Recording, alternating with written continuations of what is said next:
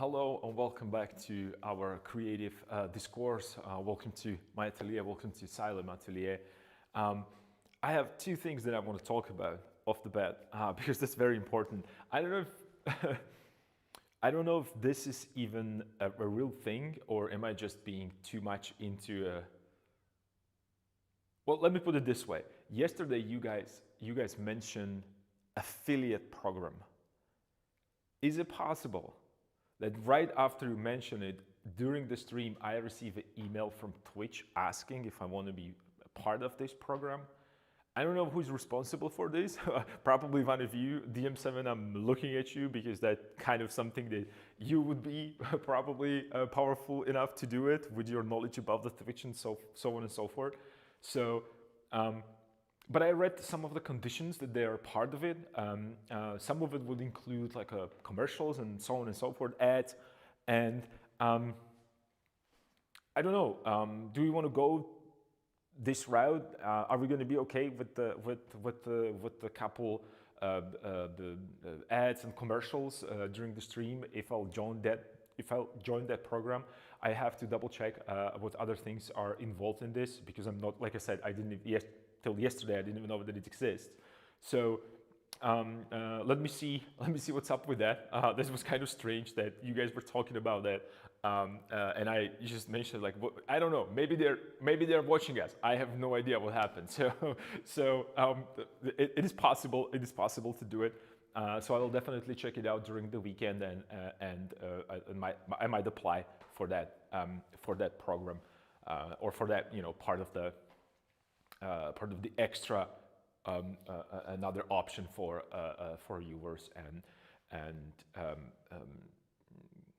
I'm thinking about you as a colleague painter, so that's or colleagues creatives that I work alongside. So thank you for that support. That was awesome. You guys kind of made it happen, which is super cool.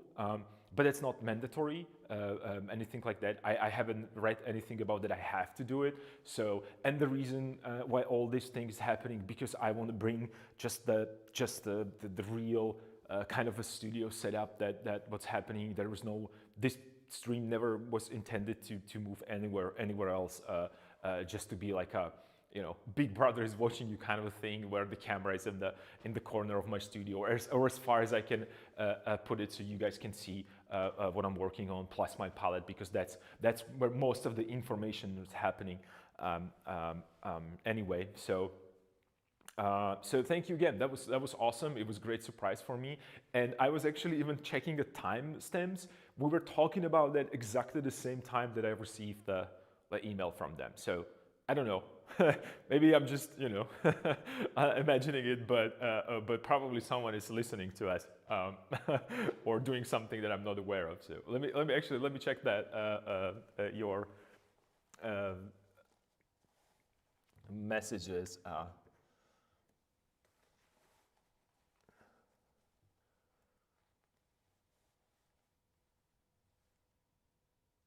It wasn't me, I swear. I think it's due to more viewers that usually. Yeah, perhaps, might be. We can't influence that in automatic. I don't know. It's strange. I would join you. Have to file taxes on as income over a certain amount, on etc. Yeah, I know that's what you don't have to do it. But here is the thing: I don't really care about paying taxes and that kind of stuff. What I don't want you to suffer through, it's that kind of a disconnect when it comes to and not even a disconnect. Let me address this because that was the second thing that I was actually talking about. And that is with these ads and things, I actually usually, that's what it is, when I see that there's some videos that I'm watching or some other streamers or whatever I do or watch something in the TV, which was a really, really long time. Commercials and ads for me are mostly for a break. So it means that when I'm listening to a podcast or doing something or watching some videos and I'm simultaneously painting, and there is a commercial, that's kind of a signal for me to take a break for these 5 minutes, maybe just look somewhere else so my eyes can rest and I can feel a little a little kind of disconnect.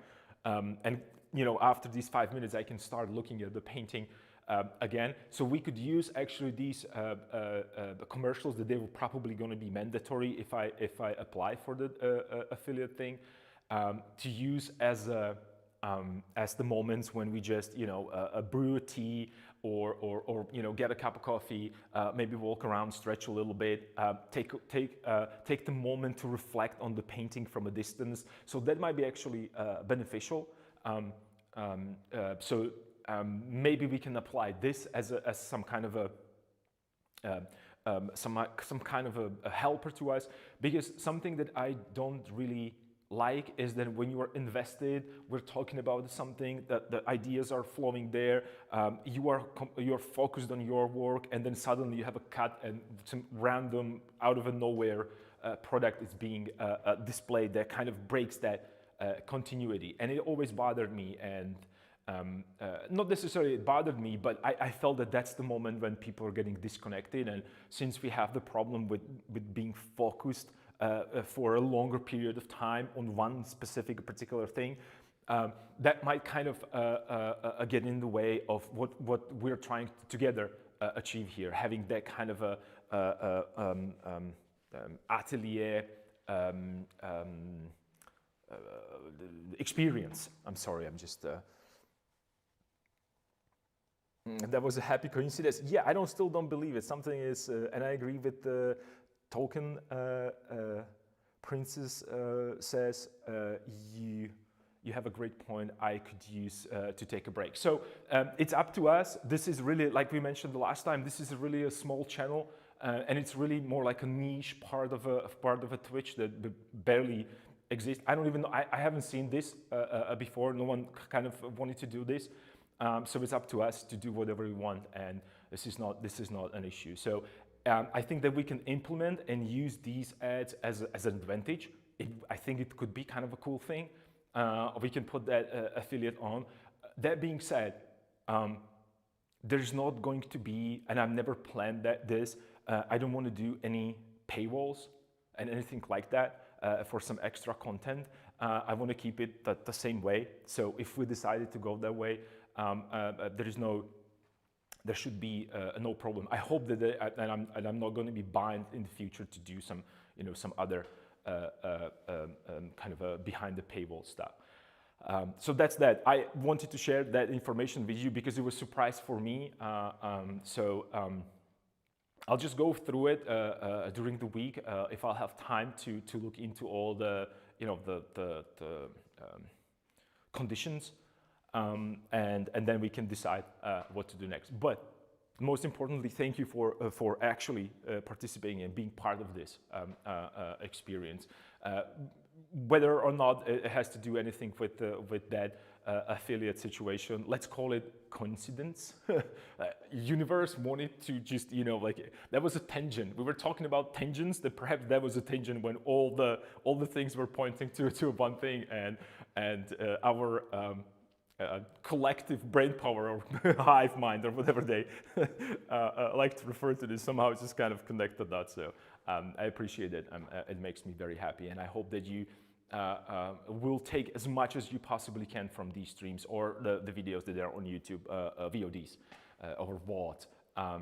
So yeah, and right now let's get to a painting, because that's what this is all about. So let's see what's gonna happen. But it's awesome, and like I said again, I appreciate all your support, guys. Let me adjust the camera because that one, and let me tape it a little better because I see that there is a little miss, or is it? No, yeah, you can't see the one side of the palette. So let me do that. Let me do, as always, old school ghetto duct tape. I'm pretty sure that gaffers that I used to work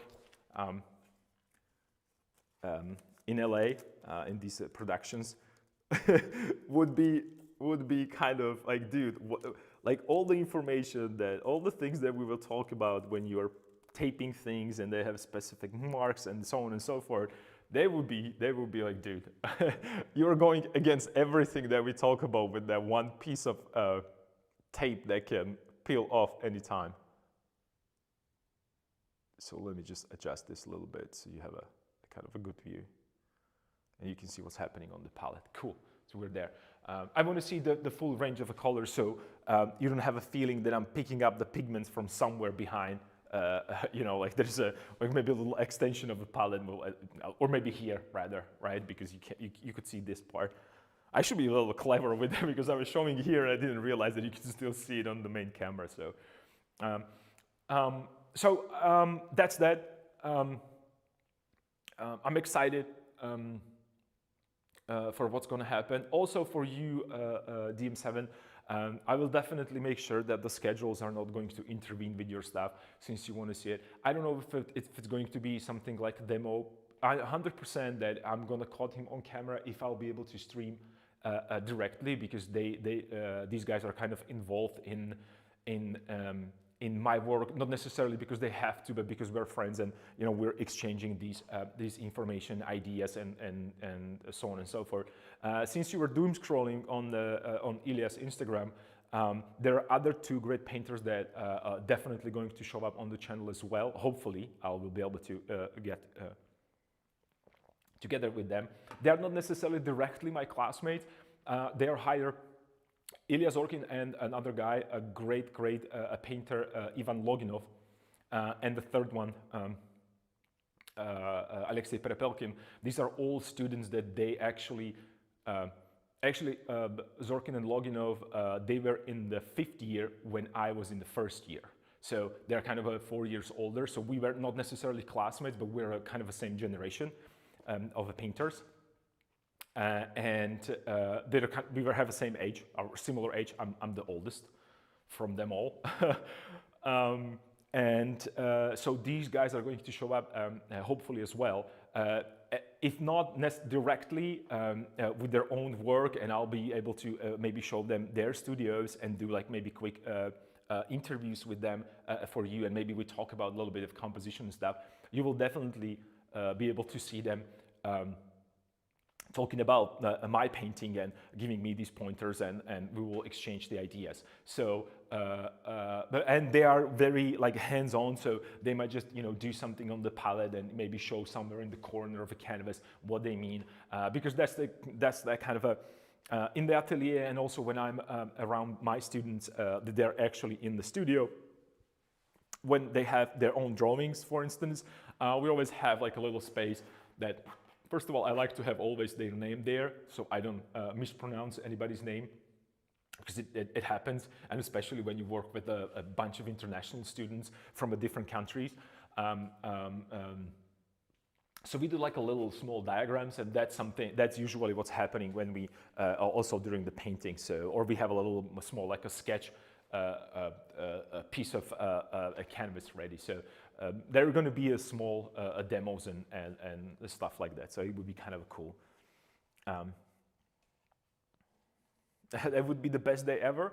Oh, I'm gonna make sure there's going to be a plenty more of these. I would also like to just then perhaps, if possible, go back to also US and maybe just get some other guys from United States that to show you.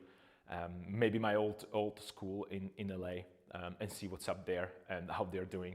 It would be fun to reunite with people that I haven't seen 10 years, more than 10 plus years, right? So that's how long time was it when I was in last time in US. So let's see.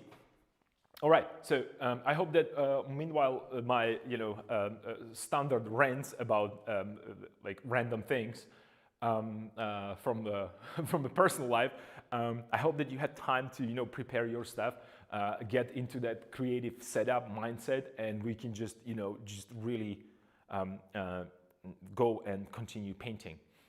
I'm looking at this right now, and I move it forward specifically because, again, let me just do the little adjustment so it's perpendicular to camera, so you have a better understanding. It's going to be glare a little bit because I can't do anything about that, but I have to say that this area right here starting to be really where I need it to be when it comes to that color harmony. I know it's hard to see and it's difficult to zoom into. Maybe I can zoom it with the camera into that. Let's zoom in. It's going to be probably a bad. Yeah, I don't think it can. But you can see how rough that is, and how very little information is there. What do you do for a living, if I may ask? I'm a painter. That's what it is. I'm a painter, and this is what I do for a living. I paint paintings, and I deal with other projects. I also paint digitally. I work in 3D and do all these like a 3D visualization. And what else? And I also have my non-profit organization that, but I'll tell, just because I have that zoom there, I'll just talk about this very quickly. This is the area that I'm talking about. This is not a final painting, but you can tell immediately that I have a background where I needed to have. I have a kind of a nice silhouette. I have a soft edges, I have a hard edges, and this area kind of is right now going to help me. I'm going to use it as a key. You remember that and it doesn't need to be a corner. Incidentally, this is a corner. I wouldn't probably work in the corner, but this is a corner of this canvas, but I was keying it toward the painting that is behind, but you can't see it right now. So let me just zoom out. This area is gorgeous. Oh, thank you, Jim Simon. It's just, and here, like, look at that, look at it. That's what I'm talking about. I want you to really understand that this has nothing to do with the hand. You would never, I mean, if I just lock it like this, you would never talk about this area right here like it's a hand. It's just a random thing, right? And that's what that beauty in that kind of a being, understanding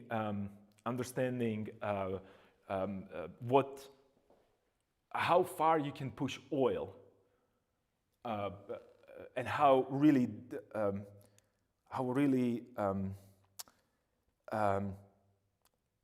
super abstract we can get, and because these are all, that's what I was talking about. These are all placeholders, and when I say placeholders, I mean it in the way that this is going to show me or give me an idea where my actual hand could be located. And I'm asking the questions before I even place it there. Very simple questions. Do I like that hand there?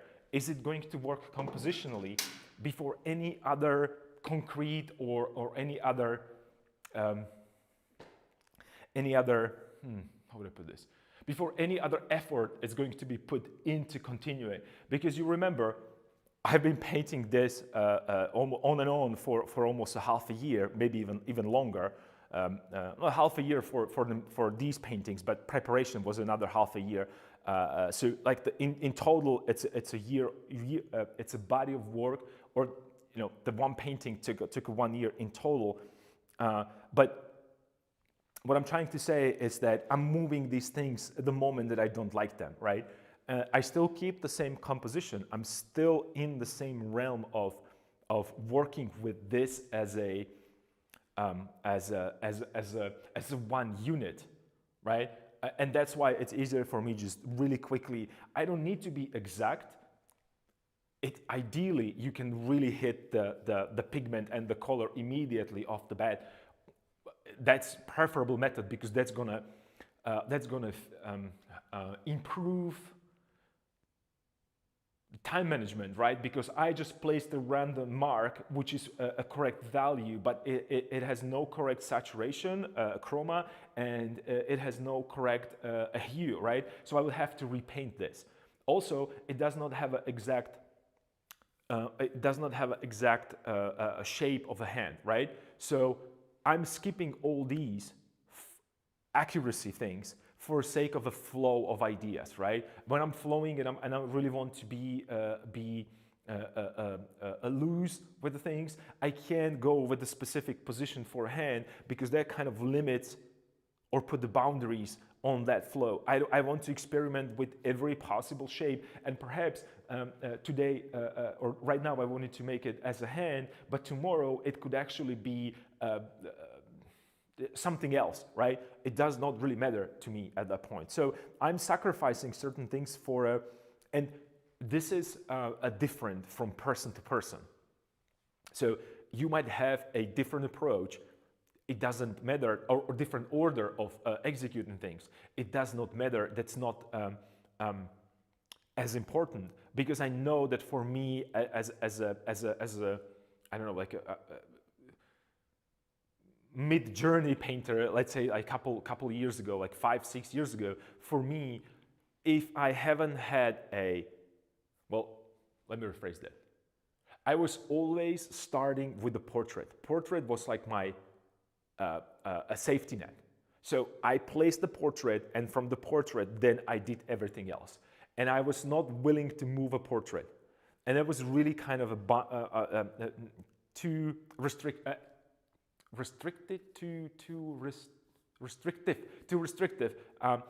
in terms of that flow and movement and experimentation, and for these happy accidents that are so important.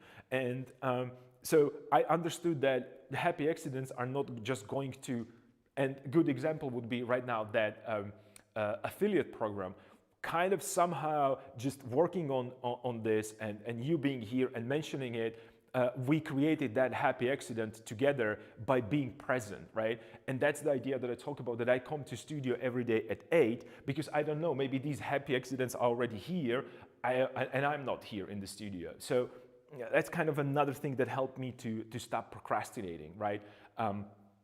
And wake up a little bit more refreshed in the morning, or not refreshed, wake up a little bit more excited of, just, oh, I have to wake up, I have to brush my teeth, and I have to probably wash my face because I have to go to use public transportation, and I don't want people to look at me looking like,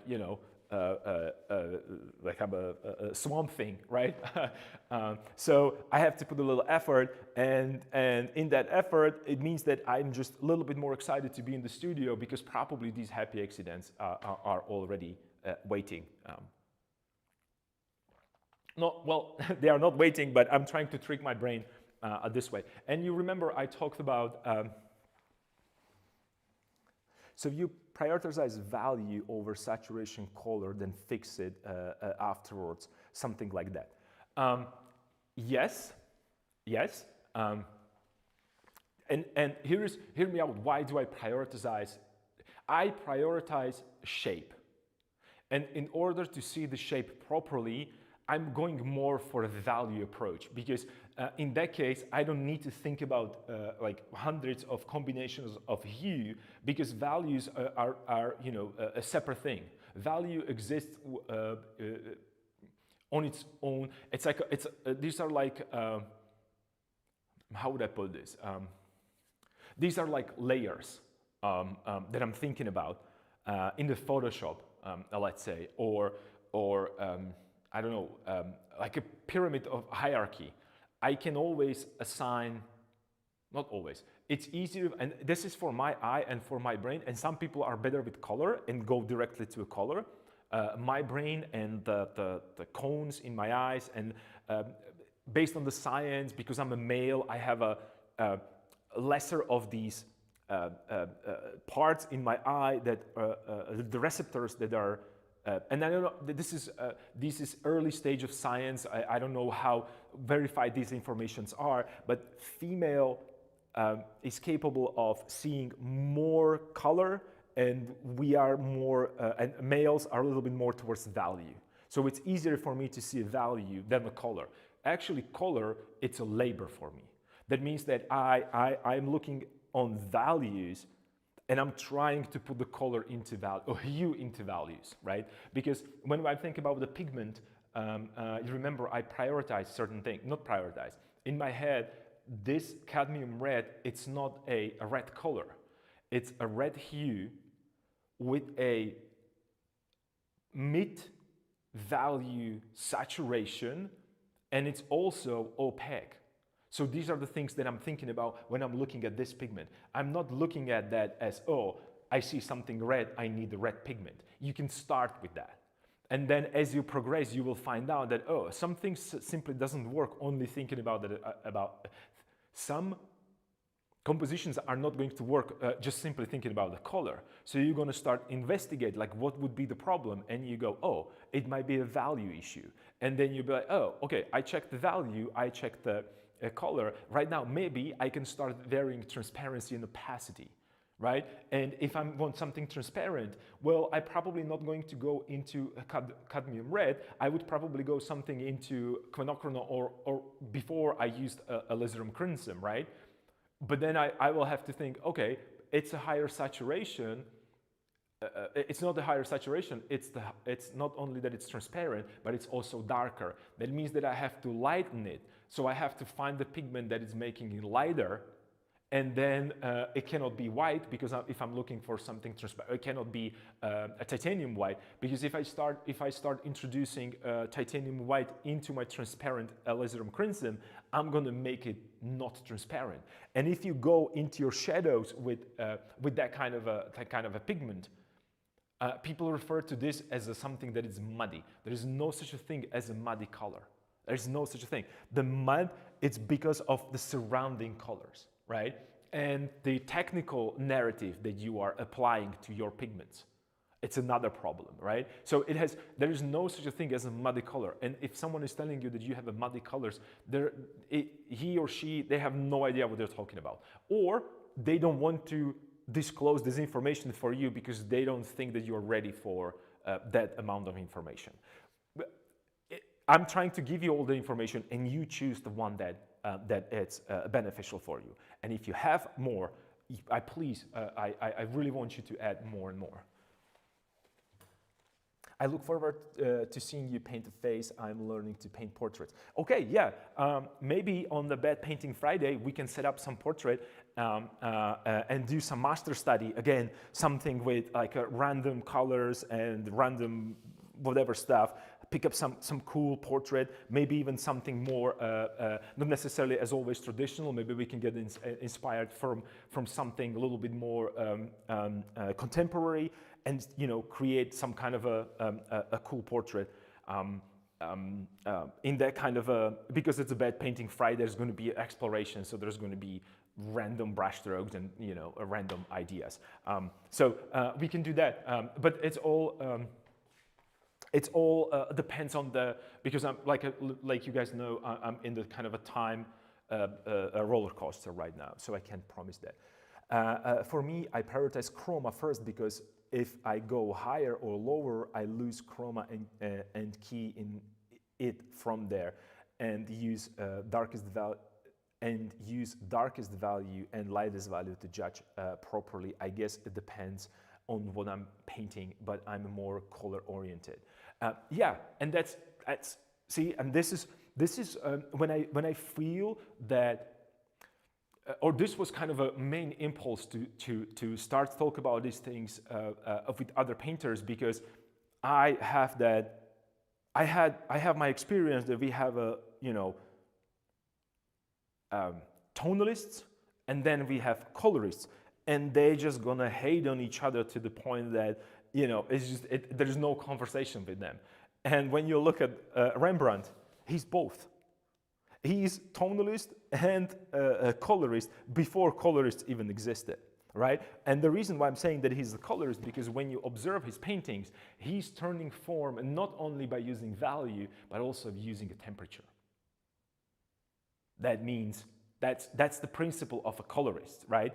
They have their idea of how to turn the form, right? So for them, violet, it's not only a darker, but also a coolest color. So they're kind of thinking about that. There's just a dark accents in the shadows. Whereas orange is the warmest, right? And supposedly the closest, and you can get really, really high chroma with a really, really low value or light value, right? And all of this Rembrandt is doing, I think, because his eye was so on point.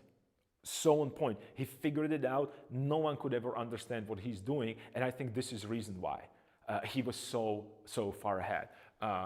Thinking about that, thinking about his particular style of painting. And you don't need to believe me. Just go and see his paintings live. maybe take a picture with a good camera, bring it home, turn it to a, even though it's not exact, but turn it into black and white, and you will see, you will lose so much information there, only because camera cannot really find that perfect balance in trying to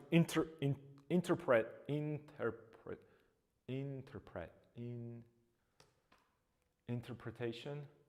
You know what I'm trying to say. It's trying to find a solution for it and kind of not imagine it, but make it.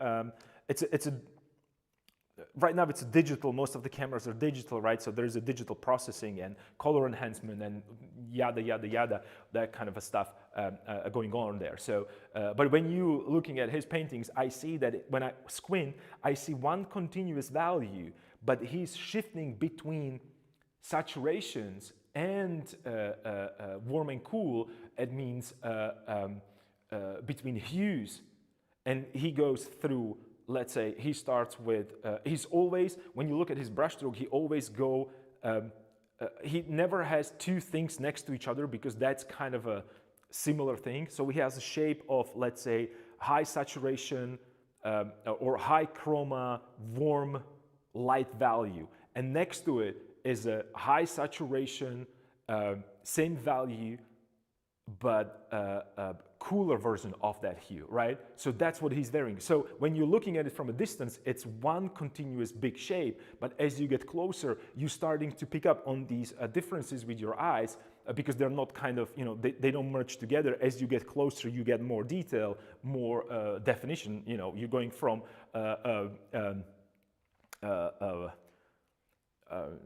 lower pixel count to higher pixel count, and as you get closer, it kind of opens it up, and you can create, as you zoom in and zoom in. I would like to pinch this and open it more, but as you zoom in, you start seeing these not necessarily imperfection, but shifts between subtle shifts between temperatures, not values, and that creates a little bit more of like, oh, something is happening there.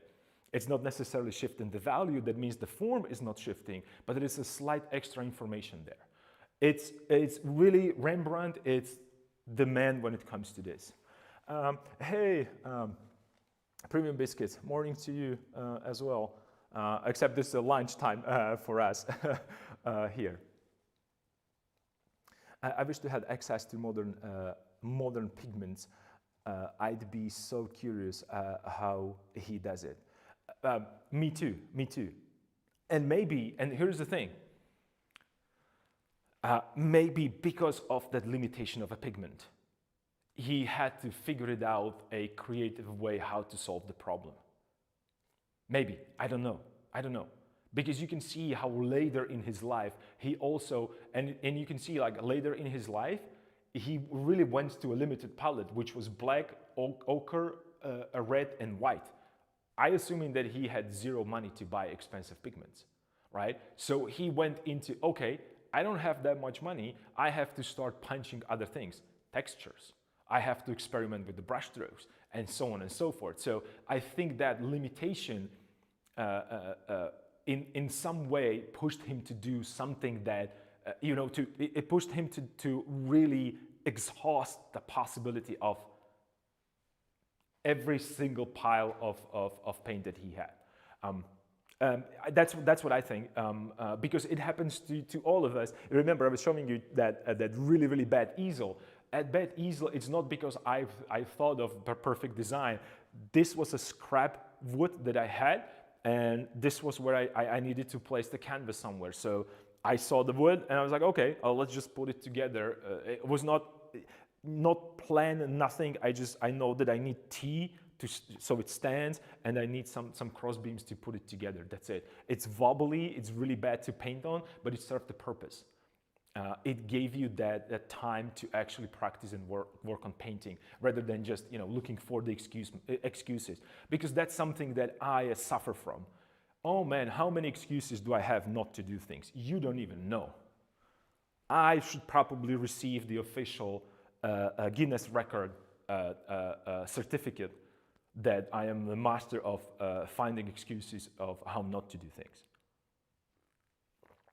And trust me, it's pretty bad if you if you if you are in the business of painting, and especially classical figurative painting, which takes you, which that took me a year to get to this point, right? With this painting. So yeah, took me 12 years to get to this point using brushes for the first time. I am learning to put blood under the skin, finding that a right pigment mixture, like pink nose and hands, yes, the subtle warm changes. That reminds me of the ghoulish and that reminds me of this Goblin and Birdhouse piece I did. It took me 6 months, and it remains to be one of my best pieces ever, even though it drove me nuts, because I feel like it was painting that I was painting too slow on it. I don't know. Hear me out with this. Is the speed necessary when it comes to execution? I don't know. It is like, because I have these moments when I go and I paint quickly and almost more like based on the feeling, and I had to learn this because I'm not a feeling-driven person. I am definitely more of a logical kind of, so I need to. My understanding of a palette started from, oh, this is black, this is white, and I did these, and I think I was showing it to you. I have these. There are somewhere here. I will find them as I will just roam through these. I did these color swatches, not color swatches, value swatches.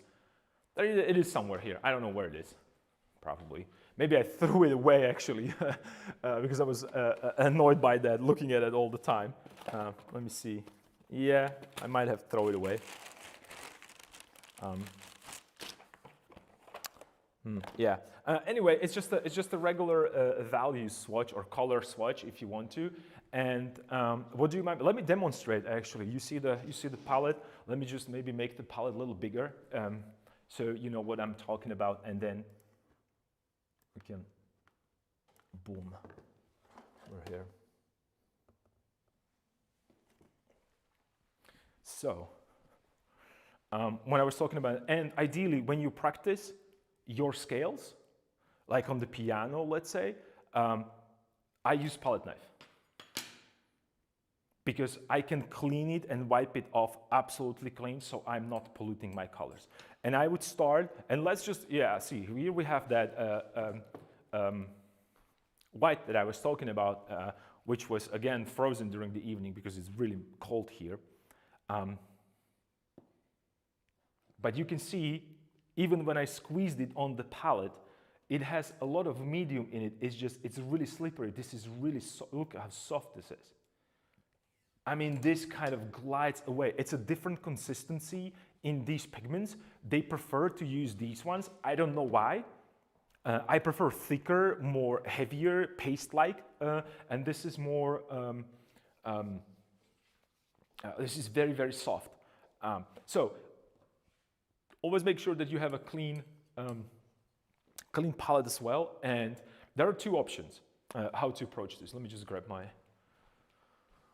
let me just put the gloves. Let's do this little demonstration here and what I'm talking about, so you have a better understanding. Because remember, for those of you who are new to the channel, to our creative discourse, most of these things, questions and ideas, are theoretical, philosophical, I would say. But the answers are in practice. I can't really, we can talk about abstractly about the composition till the end of the world. The only way how to be certain whether or not it's working is to put it on the canvas or in the music or in the sculpture. Let me put this on the side because I'm going to dip my my palette knife into tea. So I have that white, and since this is This is a demonstration. I wouldn't care about my white that much. I don't want to use this one because it's slightly polluted. Right here you can see it. And then I'm going to squeeze a fresh batch of black. Ideally, if you have a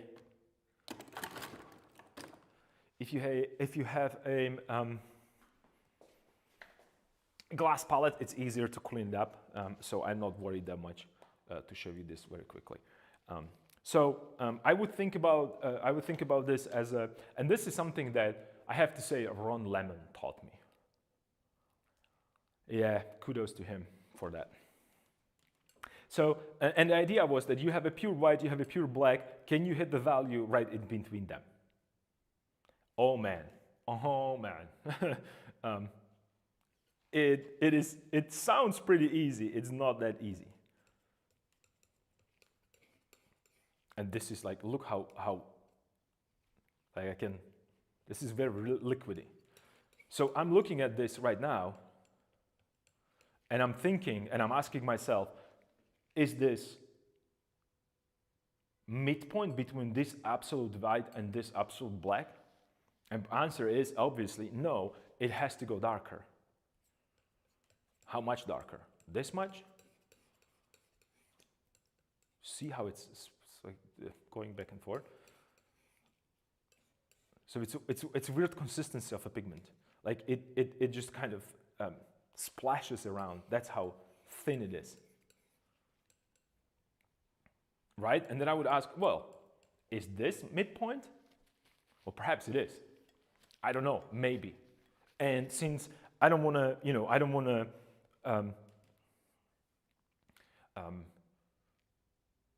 to skip the steps. I would probably say, because this is a beginning, I'm doing it first time, maybe I could add a little bit more white because I think it's too dark. And it doesn't matter. Let's say that I'm thinking that, oh, this is still too dark. So I add more, and that's still too dark. Because it just, I have no experience with the values, and I don't know. So I would do this, and then I would nicely scrape it and put it on the side and create like that kind of a value scale here. Ideally, you have a little canvas, and you can just place it there. You have to understand one thing. If I'm going to consider this as my midpoint, I'm going to ask myself another question, and that would be, I was asking for a midpoint between white and black. Right now, I want to go from this mid-tone. It's not correct, but I'm going to call it mid-tone because I don't know, and this. So I would find, let me just put it more this way so we have more space. So I would again find a little bit more in between, and I would start from the scratch with a piece of white and piece of black. And I would ask myself, is this halfway point between here and here? Is this halfway point between this and this? And let's say that I said yes, because I don't know. But I'd be like, maybe that's too dark, so let's lighten it again, right? And I would be like, maybe this is the right one. And I would prepare for your hand. If you've never done this, it's going to hurt. And you're going to be tired of this because you're going to constantly compare. And I would do the same thing. I'm wiping my palette knife, even though I don't have to because this is just a black and white. I'm going to go into, say, mixtures, but that's the habit. It's a habit to have a clean palette, clean specific, specifically clean this because I want to go to different colors and I want to clean, really nice a pigment. Why? Because I want perfect saturation. If you start introducing a different pigments in there and do fully pre-mixed palette for yourself, you're just gonna fail because it's going to shift left and right. Your eye is not going to be able to see it, but when you place it on the canvas, you will see the differences. And I would do the same thing from here to here. This is my pure white, and you can see how weak this white is. It's just nothing. It has no, I think it's because it's a lot of zinc white into this. So I would take a black and I would try to find the midpoint between these two. And what did I do? I overshoot it. So instead of throwing this away and trying to put more white into it, I'll just scoop a little bit, put it here, because I know that it's probably going to hit somewhere in between these two. I'm not going to throw it away, but what I need more white. So this is, and this is also showing you how much pigment do you need for just a simple exercise, not even for trying to paint something existing, right? So let's just squeeze the pigment there so we have the paint. So you are not stingy and you're not trying to fake it without the paint. Guys, don't fake it without the paint because it's not going to happen.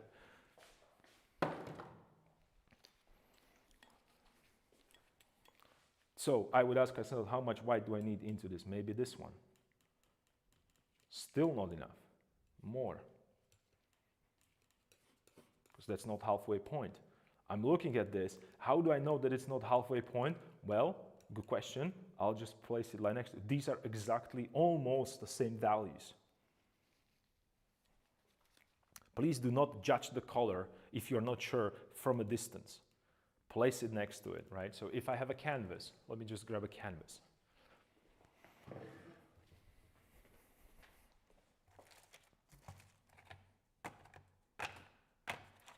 I don't have a white canvas, but I have some of the ones that we use to pre-tone, the small ones. So you can have like a small value scale, and you can grab a brush,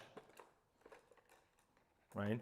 And this is how you test it. You take, and it has to be opaque. We're not talking about transparency. This is pure opaqueness. So I put the brush stroke, it's opaque there, right? Wipe my brush. Ideally, you would use a different brush. If you have only one brush, that's okay, no worries. You can dip it into your mineral spirits to clean it, so it's absolutely clean. Wipe it completely. And then I'm gonna dip into this pigment, and I'm gonna place it right next to it, and I can see immediately that these two blend together into perfect harmony. This and this is the same value. I wouldn't be able to judge it like this because I see a little bit of transparency here, and so on and so forth. These are next to each other. How do I know that they are a different value? Because let me just put the dark value next to them. This is a big jump. So this is the wrong value. This would create a sharp edge. So I would have to put something in between that, right? A different value. So, and right now I would ask myself, oh, this is too light compared to, how to say this? Well, jump between this and this, it's way bigger than between this and this, right? So I can immediately tell that this value, it's not exactly in the middle between these two. And right now you do from 0 to 10. And then if you are really pro, you're going from 0 to 20. And if you are Tizian, you go from 0 to 50. Right? So you have 50 values, and every one of these values that you place, it's not blended, it's actually mixed the value placed, and you go 50, and trust me, you're gonna turn the form in the perfect, smooth, what do you call it? It's a smooth rotation, smooth turn, smoothest gradation that you have. I'm sorry, I was ignoring a chat for a while. This is very useful info, thank you. Well, man, that's why you're here. Yeah, definitely. And here is the thing, here's the catch. That's black and white, only value. We did not talk about saturation. You can do this with every one of these pigments that you have. Do 10 with yellow if you can. Do with yellow lemon, with your siennas, with your ochres, with your burnt sienna, with your cads, with your quinochronones, phthalos, cobalts, greens, viridians, whatever, blue, whatever you have. And every one of these, it's going to give you different value scale. And not only you're going to see a value, you're going to see how, check this out, how if I have a red,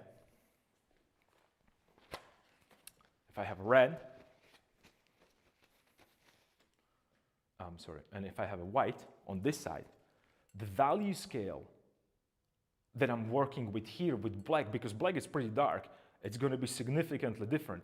If I check right now my red, and I would put black and white filter on this, probably this is darker when I squint. Well, very close. This pigment, this value, it's already darker than my red. That means that I can never go darker in value with red than this. It's very, very important to understand this when it comes to mixing. Not only that, since my highest value is probably going to be somewhere here, creating 10 scale, like 10 gradation between these, it's going to be significantly more difficult than this. Another challenge here is going to be, another challenge, you're going to see that as I'm dropping value, because I'm mixing it with white, I lost saturation. Unfortunately, I lost saturation.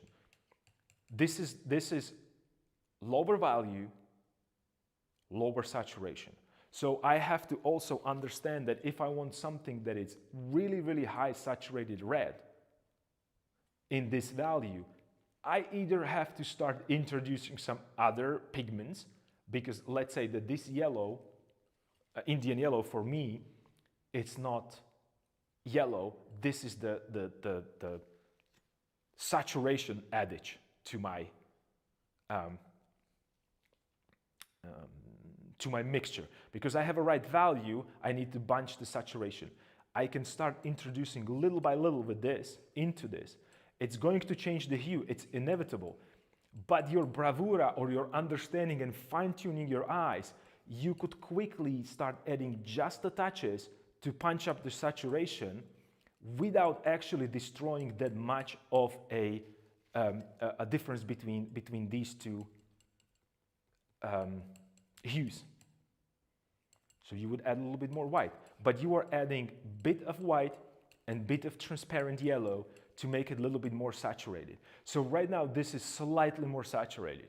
You want to punch it more, and you test yourself left and right, or you go from left and right with values, and top to bottom you can experiment with saturations.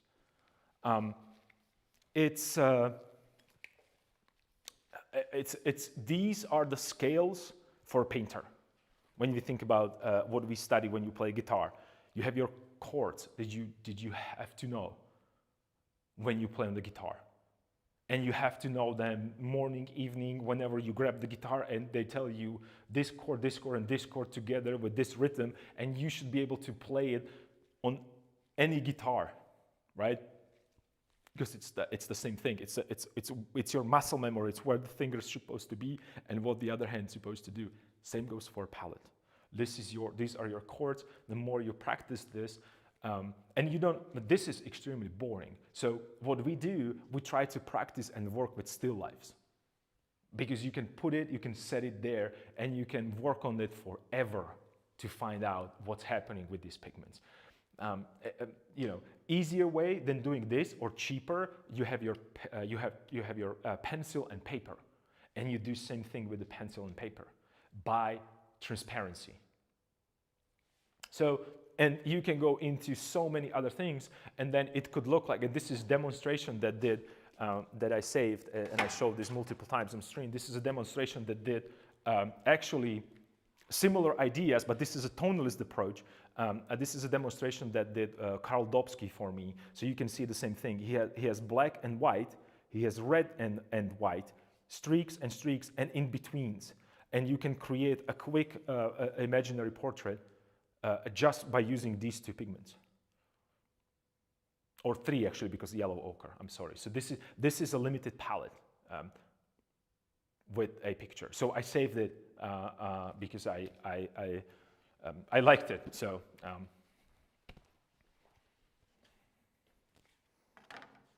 so you can practice your palette this way.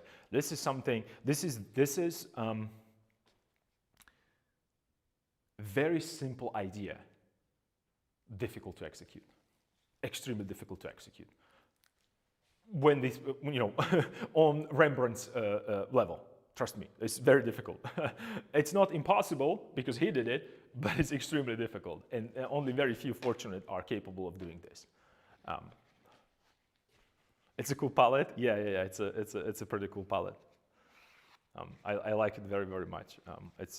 These are like little memorabilia that I saved for myself as a, for a rainy days. Even though it's sunshine and everything, it's awesome. Um, um, it's actually I could use a little bit of this yellow. I don't need to, but I cannot use this white, so this white has to go. This white we can actually leave on the side. Let me put it on my other palette that I have for Bed Painting Fridays. And we can experiment that really runny, liquidy white. What can we do with it? Maybe I can mix some calcite into it and make it a little thicker. I don't know. But I think it's because of enormous amount of zinc that it's inside.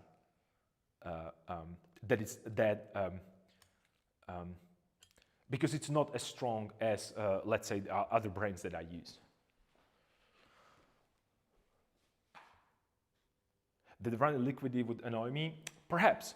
But I saw, especially a very, very good traditional Chinese artist use synthetic brushes with the kind of a nice, I don't know, like a soft things. Because I paint alongside. When I was traveling, it was like a, like official, I don't know how you call it, like official visit. Like we were invited by a government, like a school or whatever, Ministry of Art or whatever it's called, to do and paint and do some of actually Ilya Zorkin was also giving a demo portrait, a demonstration for their students. So it was kind of a cool experience to see how they use this type of pigment, because they are used to it and they find the way how to use it this way.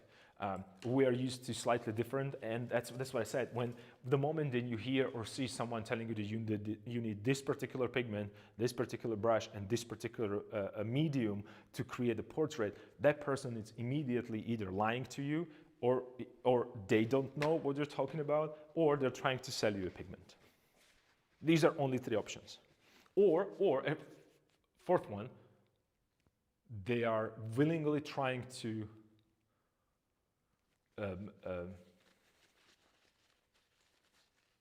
confuse you. That's a fourth one. I don't know. If it's a fifth one, let me know, but these are the only ones that I could come up with.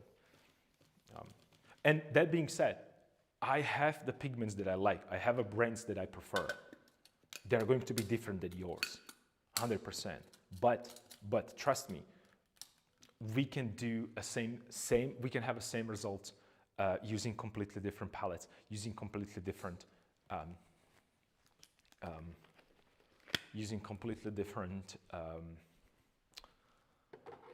what's the word that I'm looking for? Completely different brushes, completely different brands, completely different approach. But the idea of having a nice, beautiful painting, it's I think, across the board, same. So we have a little demo. I hope that you guys have a chance to set up your stuff, and let's just go and paint. Let's just have fun. Let's enjoy this beautiful day, actually. Here in where I am located, it's a beautiful, beautiful day. One of those cool days when you want to go outside and work outside.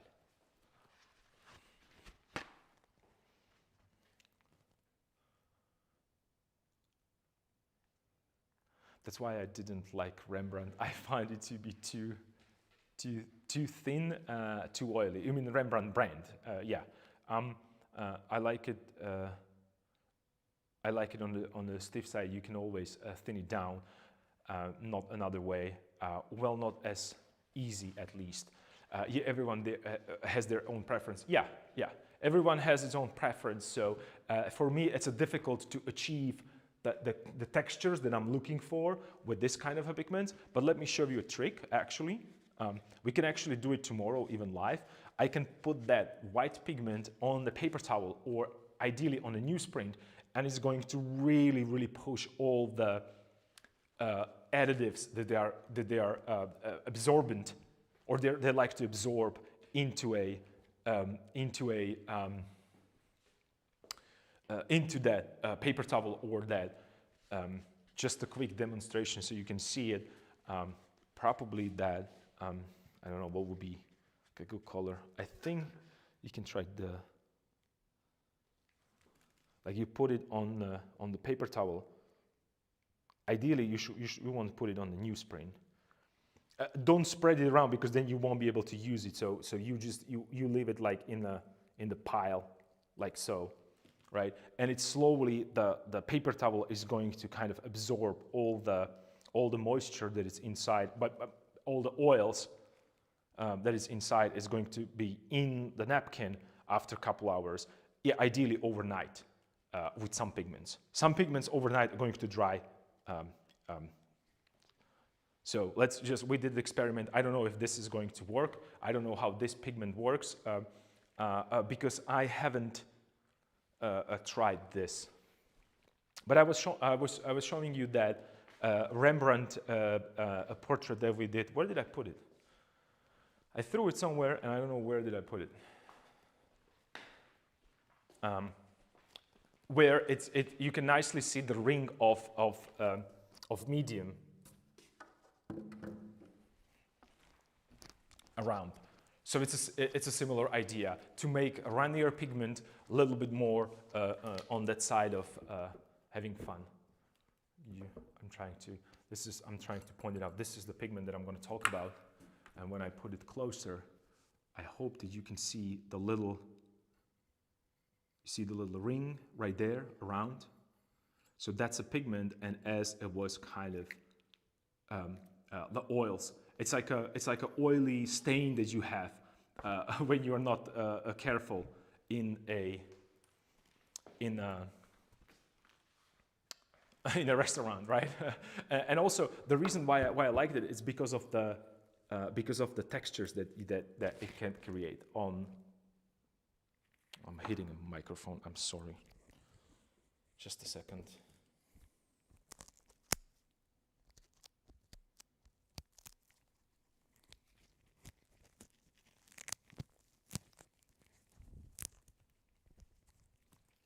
All right, I'm back. So you have a different texture. So you are working with I don't know if it's visible, maybe. You are working with like these lumps of pigment, right? You're working with lumps of pigment and you're thinking more sculpturally. So you are creating also a form. So this is something that you will see in Rembrandt's work, in his late work for sure. It's you can't miss it. In his early work, it's very rare. You can find it in clothing, but very rarely you can see it anywhere else. So when I first opened the oil tube, so much oil is on the top. I'm new with oils and don't know if I should mix it back in or wipe it away. Well, that's a great question actually, because that's something that I haven't had idea what to do with. You can do two things. Some artists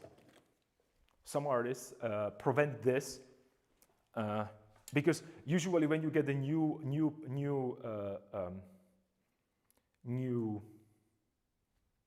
when you go to a store, they're usually stored like this, like they're hanging like so from these rags that you pull them out. So naturally, the heavier things are going to go down and the oils are going to separate and going to raise up.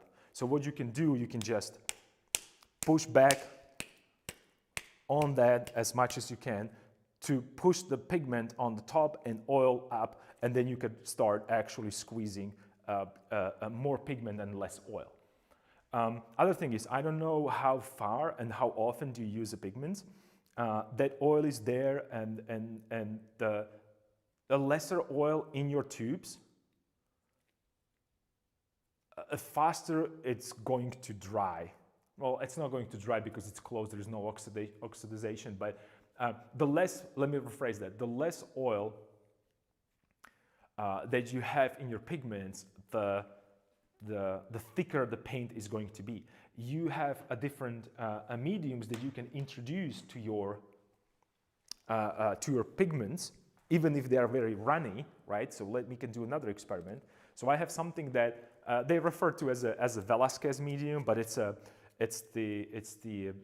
what's the calcium oxide together with a stained oil or sun-dried oil.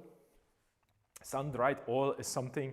It's like a regular linseed oil, but it's like it's more like honey. So if you mix stained oil or sun-dried oil with, I think it's called calcite. It's something that they used to make. When you broke your arm, they made like a gypsum around, right? So to fix it. So that's what this is. You mix it with water, and when it dries, it thickens. You can mix this. Let me show you a little bit. Oh, this is going to be hard to open because I have it sun-dried. It's on the. I don't know if I'm going to be. Well, anyway, I can't open it. I will have to go and get the big thing. But you can get these and mix them together to create that, or you can buy it a pre-made, and it looks like this. It's white, but it will work transparently, right? So it's always going to be transparent. This is something that Rembrandt and Velasquez used in their paintings. And when you look into Velasquez work, you can see, let's say, these right on the top. You can see these being transparent, but they are getting transparent over time, because I assume that he used either glaze on top of existing painting or used that a little bit of calcite, because as it's going to dry and as the time passes, things are going to get transparent. So for instance, Rembrandt, according to the chemistry and the x-rays and all the stuff that they did to his paintings and little chips that they used, he was not using this anywhere on the top, but always as the underpainting. So here's something like this, and you can add it to pigment to change its texture or feeling and the application. It's something that they're making, like it makes paint long. That's how they call it. I don't know where it came from, but it means that when you can pull it and it creates these strings of pigment. It's I don't know if you're going to be able to see it. So it creates these little strings that are, I don't know, this is probably not ideal, but they're like little strings. It's that what makes the paint long, so it's kind of, you see how it can spread. And when you look at Rembrandt paintings or some of the Velasquez stuff, you see these like long, beautiful kind of strings. It almost looks like someone placed like impasto or something. It's because of these additives that they have. And when I say additives, these are mediums that they use. There is something that it's called black oil that you cook at home with. There's so many recipes. Crazy people do crazy things, so be careful with cooking black oil at home, because it's because you need lead, you need walnut oil ideally, or linseed oil, and you boil it for. You're gonna. Don't burn your house down. I don't want to go into this because then people prefer to do experiments on their own, and don't do this at home if you don't know what it is. I don't want you to burn your house. And there is another medium, something that's called oleo gel, and that's like this transparent oil that it's, I think it's with silica mixture, I think. And it gives a transparency to your pigment. And it also a little bit more paste-like, so you can form certain things into it. Will it crack when it dries if it has less oil? Well, here's the thing. The cracking or these cracks are usually because of mistreatment of or mishandling of existing paintings. Because these are all natural pigments. I'm working with a 100% linen as for canvas, and it's alive, so it's reacting to a moisture, so it can be damp, and when it damps, it gets a little looser, and you have to understand when the pigment dries, it's a very little flexible, the surface is not flexible, a dry paint, or very little flexibility, whereas this is extremely flexible, right? The thicker your layer is, the more probable is that it's going to crack. It's not certain, but it's most of the time it's because of a handling of a painting rather than just having it in the perfect temperature. That's why, for instance, when you look in paintings in hi, I'm him. Welcome to a stream. Just to continue, finish that explanation, that I can actually move this away because I don't have enough space in the studio. What I'm trying to say is that it depends on whether or not you follow the simple rule, and the simplest rule to this madness is fat over lean. That means that least amount of oil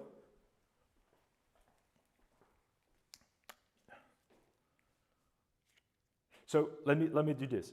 If you want to thin your paint as an underpainting, you thin it a little bit more with a mineral spirits. That would be a beginning. Then you use pigment regular from the tube, and then you start adding a little bit more oil into them as you're layering. If you work traditionally in terms of glazing, that means Renaissance.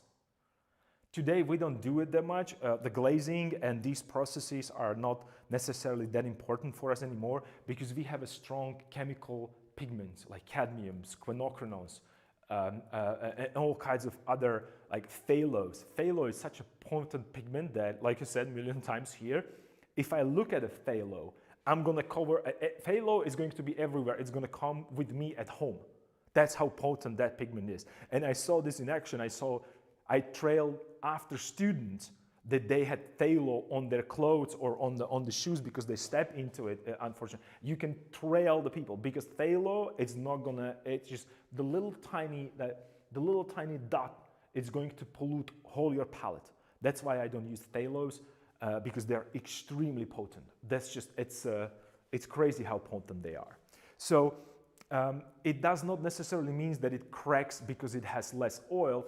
It means that the treatment of your painting and the process of your applying the pigment on the canvas and following a rule fat over lean was not adequate enough.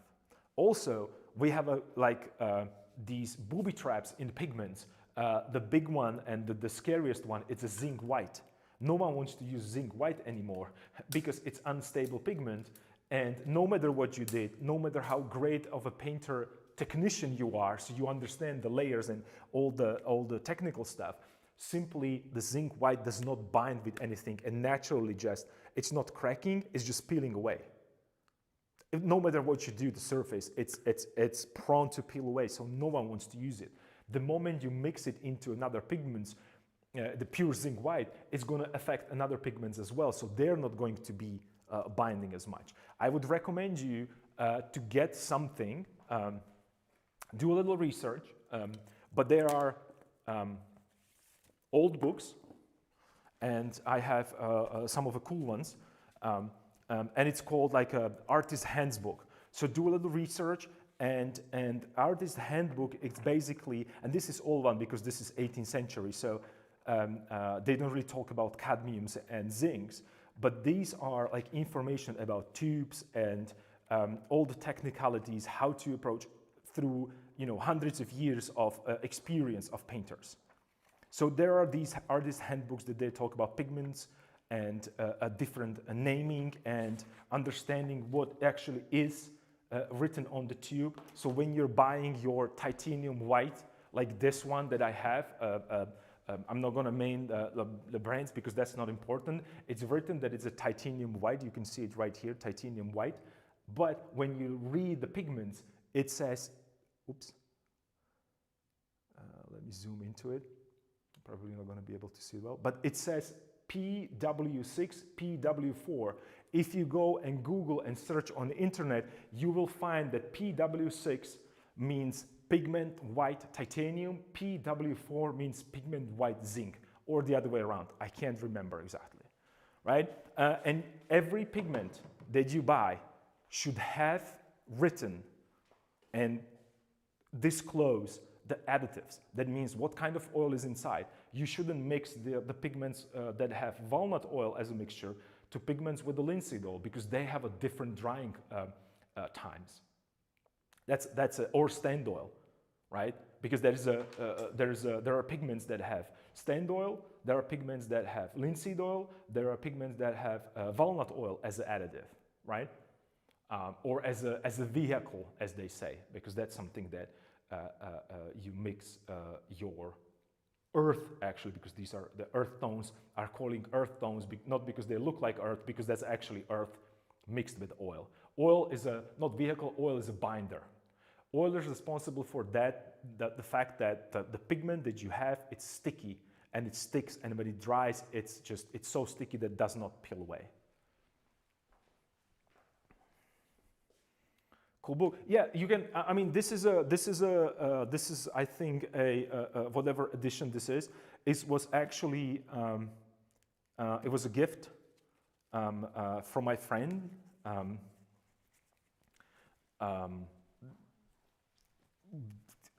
He is a great artist. His wife is also an artist. His father is a very famous anatomy teacher in a very famous Disney art school, what was supported by Disney, and it's in Pasadena in California. I'm blanking the name. Art Institute? No. Doesn't really matter. So it's a huge school. Like most of the animators and designers and character creation and so on and so forth for Hollywood actually used to study there. It was like a farm for Disney animators. So he teaches their anatomy and figure drawing and so on and so forth. Used to. He's no longer with us. And his son actually, he's a very good friend of mine, also an artist. That's what I'm saying. So I used to. We were neutral friends, and at one point we used to hang out. And I was invited for a dinner, and we discussed the books and so on and so forth. And he saw me, and being a librarian, I nerded out on when I was yesterday, I was talking about Dewey Decimal and the other stuff. So I got he gave me a book as a present. What about one with sunflower oil? They usually add that to white and blue since it yellows the least. Well, here's the thing. Sunflower, it's like, since I have experience only with walnut oil and linseed oil, I am not familiar with drying times. And in some cases, I know that there are oils like when you can't use like a regular vegetable oil that you have at home or canola oil, because these oils, they don't dry, right? We use linseed oil because it dries completely, right? It dries and hardens.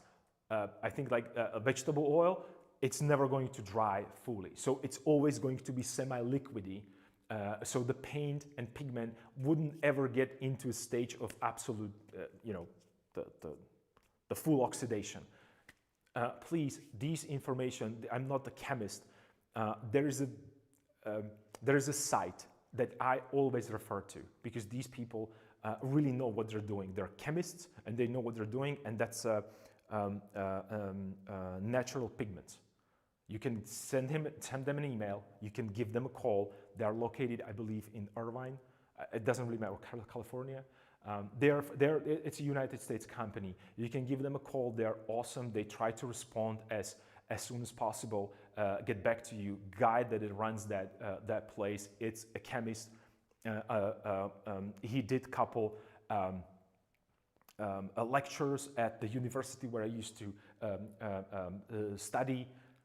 And his wife is actually a restorator, so they put together this information like a restoration and understanding from the point of view of painter, and he with the background in chemistry, they put it together and they create these original old school paints. And they also have a website as a resource. Amazing resource. Of course, they're biased towards certain things. There's no way the other way around when it comes to products that they produce, but the information is, as far as I know, and cross-reference it, factual, right? The products might be biased because they have their own company, of course, and by bias I mean that they claim that they have the best quality. Holbein is going to say that they have the best quality. Then you have Rembrandt that they have the best quality. Winsor Newton, they're going to say that they have the best quality, right? So they're biased because of their brand, but the information there are free and sound, and they're kind of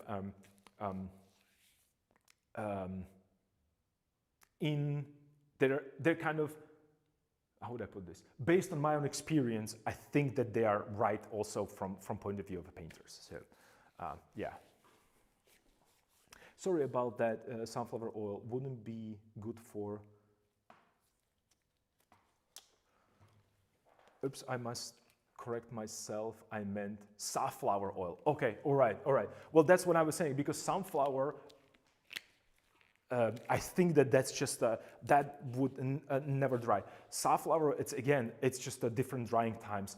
I would lead you to a dark path of unknown and just pulling things out of my head randomly, not factually. I would prefer you to definitely check that out, because I don't have a experience with safflower oil. But we should, maybe I can, Bad Painting Friday, maybe we can Google some stuff about it and figure it out together. That might actually work. All right. So my white and blue tubes come with safflower oil instead of linseed oil. That's what I was asking. You know what? I have, the truth to be told, some of the pigments that I purchased last time, I saw that it's with, some of them have linseed oil, the same manufacturer, and in some it's a safflower oil. I don't know why is it. These are both linseed oils. That's cool. I think it was one of the titanium whites that I purchased that it with yeah, like see this is the one. I bought the white and it has pigment white 6 and pigment white 4. And I think it has a safflower oil. This,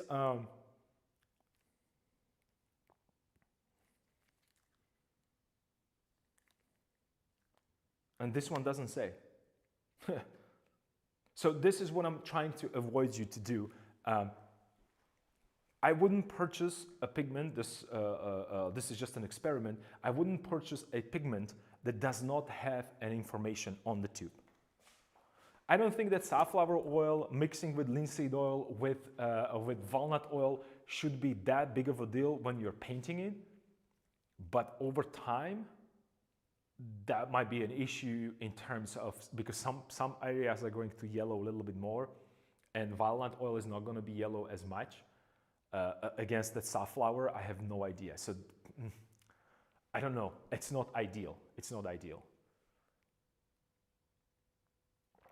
But here's the thing. All this information that we discuss right now is, how would I put this? I don't necessarily care as much about technique and how to do perfectly exact, because I saw people, they have like this scoop, I'm painting this week, I'm adding 1 drop of linseed oil into every my mixture because I'm layering it. That's not how I think about this. I think that's too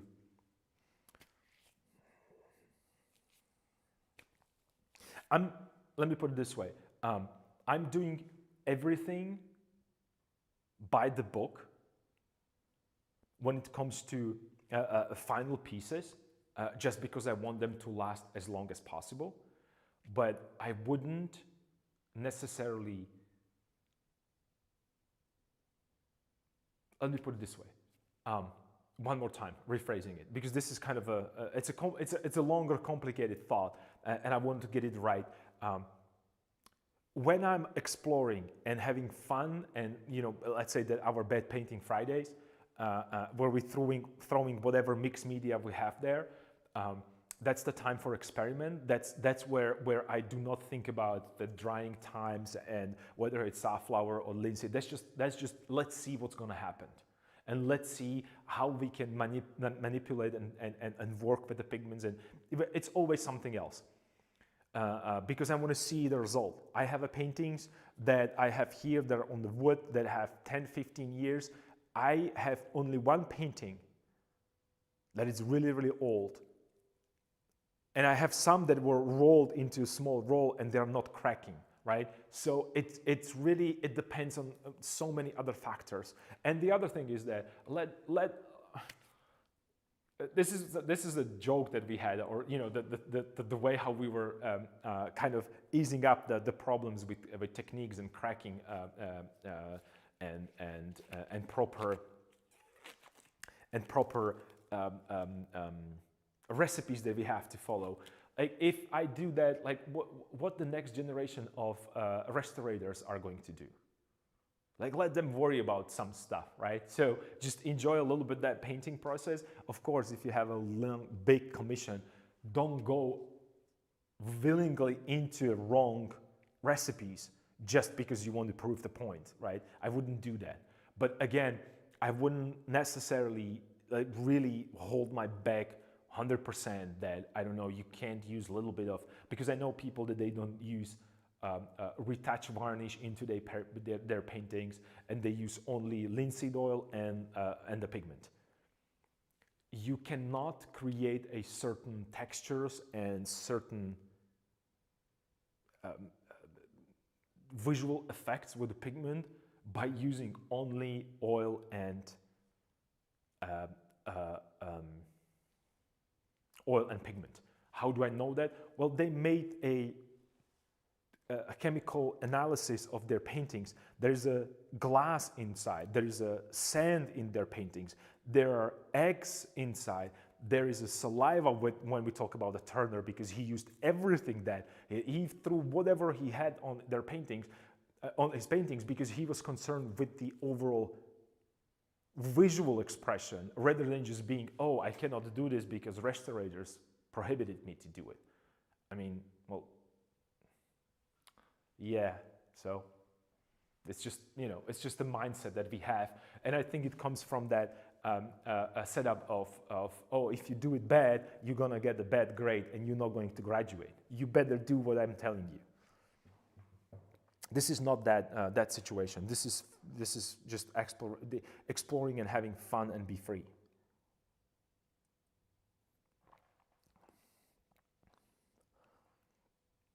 I'll just roll with what I have and fine tune later. Can't waste them. I still try to go with a lean to fat rule. Yeah, lean layer to fat over lean, actually, is the rule, and only use a longer drying medium at the later stage. My method is probably not 100% perfect, but I think that's the best I can do for now. You gotta find the sweet spot, otherwise you won't have fun painting. And that's that is. And and the reason why I'm saying it, because I was really a purist. You can't even imagine, like this canvas. I was showing you that Rembrandt copy. I was bugging the guys from Natural Pigments. I ordered the special, and they have like the lead white ground that they are making from real pure lead, and it's usually always out of stock because the guy is making it by himself, the owner. Because I talked to him about that, and he's like, well, I don't have the batch because I'm waiting, and I'm not letting anyone else except me with full a bodysuit to go into a place where we're creating lead because it's highly toxic. It's extremely toxic, right? So you have the lead ground, and then when you're working with the lead ground and you want to sand it, you're gonna inhale the lead. That's crazy. That is crazy, right? So you have to be careful because I like to sand and scrape my painting. So I had to completely get rid of a lead white, even though it's a great pigment for the transparencies and these beautiful, like it behaves beautifully. But you can see me, I have a razor blade, which I use as a, let's say I have some kind of a texture that I don't like, so I scrape it away because I don't like it and I want a smooth surface, right? Because I made a mistake with the textures, and this texture right now kind of bringing the attention more towards at that point, and I don't want it to be there, right? I use sandpaper, I use a palette knife to scrape things. So the cadmium is probably the only one non-natural pigment that I have. And because of the fact that I don't using it that much, but because of the fact that I am scraping it, I am sanding it, it's airborne, it's not really the best way to live, right? So I have my process that I like to do, and I had to avoid certain things.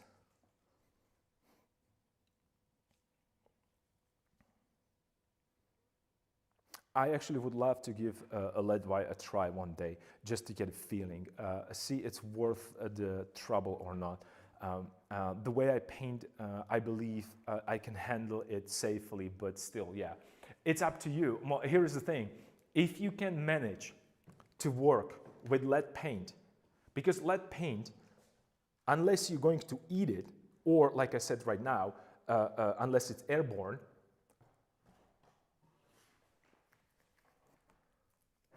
trying to put it together so we can see it as a unit. Just to finish the thought, having a lead paint squeeze on your palette, get rid of mineral spirits, get rid of anything that dissolve the paint, besides the linseed oil, because linseed oil does not dissolve, it's just make it a little less concentrated. You can work without a gloves, and you can put the lead paint on your skin. Unless it's mixed with turpentine or mineral spirits, it's not going to pierce your skin. So you can hold the lead, right? But you cannot put it into your mouth. The same goes for lead white. Unless you go with your mouth or in your eyes or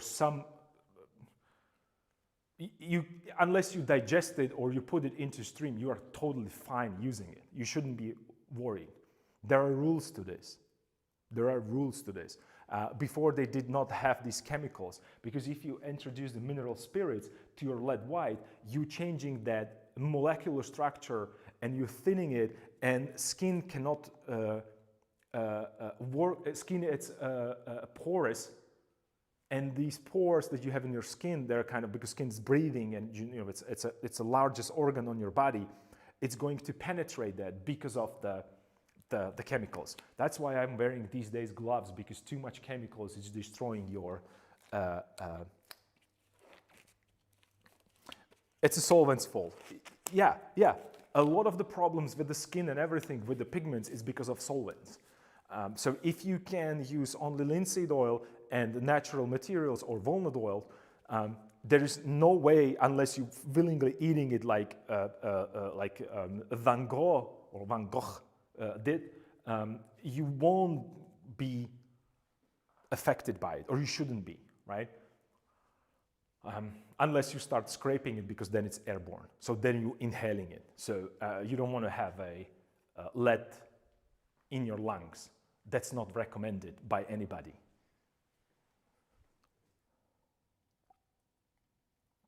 Same for cadmiums. Yes, any heavy, you don't want to have a raw sienna in your lungs, right? But it's going to be, you know, different respiratory problem. That's why being very careful what pigments do I use. And that's why I switched that vermilion for, you know, not using cadmiums that much. And even right now, you can see me that I use that English red more than the cadmium because of the fact that I'm scraping and doing it. And I'm saying, you know, if you sand it once or twice and you inhale a little bit, well, you know, I'm going outside and I'm running next to a tractor that's polluting air left and right, so I don't really know how much. What pigment is that vermilion? What do you mean, what pigment? You mean like which brands do I use the vermilion? I think it was Sennelier. But you have to be careful, it's because they have like a vermilion hue or genuine vermilion or whatever knockoff brands. It's like when you're buying almond milk, you have in my country it's like that, you have an almond milk and you have an almond milk drink. Two different concentration of almonds. Almond milk drink, it's a little bit of almond milk with water. And then there's a different, you know, or coconut milk or whatever, you know. Yeah, that's why I ask. Yeah, it's a Sennelier because you have these knockoff, and I'm not saying the Sennelier does not have these like genuine hues or stuff like this. I don't know their lineup, their products, but I think it was a Sennelier, and I believe that it's a French brand, made in France. So you have to be ready for the fact that vermilion is expensive as a powder, right?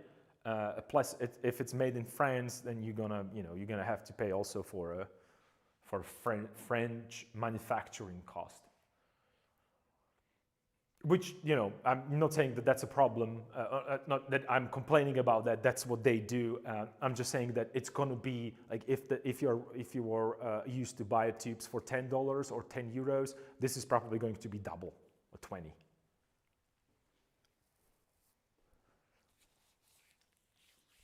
All right, so what do we have here? We have a bunch of unfinished business. So let's continue working on this guy. As I mentioned, maybe we should start focusing on this main figure since we figured out the corner and the way how it works there. I said that I'm kind of satisfied, so maybe I should start pushing this a little bit. So let me get into painting. And you mentioned that you're starting with portraits. So there is plenty of great videos that talk about portraits online. So I would highly recommend you to go and watch those. And then we can address specific problems that you have or you don't understand or you're not sure how to deal with.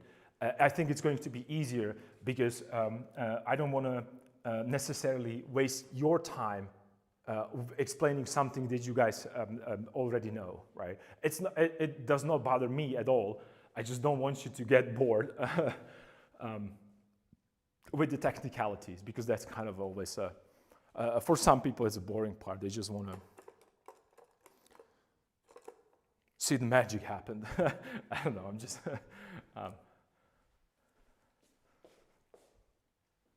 So yeah, that guy right there, what are we going to do with him? And you can see that I pushed the redness in his face a lot. And the reason why I pushed the redness is that this guy's fully, like the sun is shining, and I still wanna get a, this has to be like a halftone or very dark halftone, and I have to use a shadow there as well. and they kind of merge together nicely. So that's why it looks so orange and so red. But it's, again, it was just a placeholder for that portrait, right? So it's not set in stone. But before I get into portrait, maybe we should address these edges right here a little bit, and perhaps where is he positioned and how he's moving and what is he doing with his legs.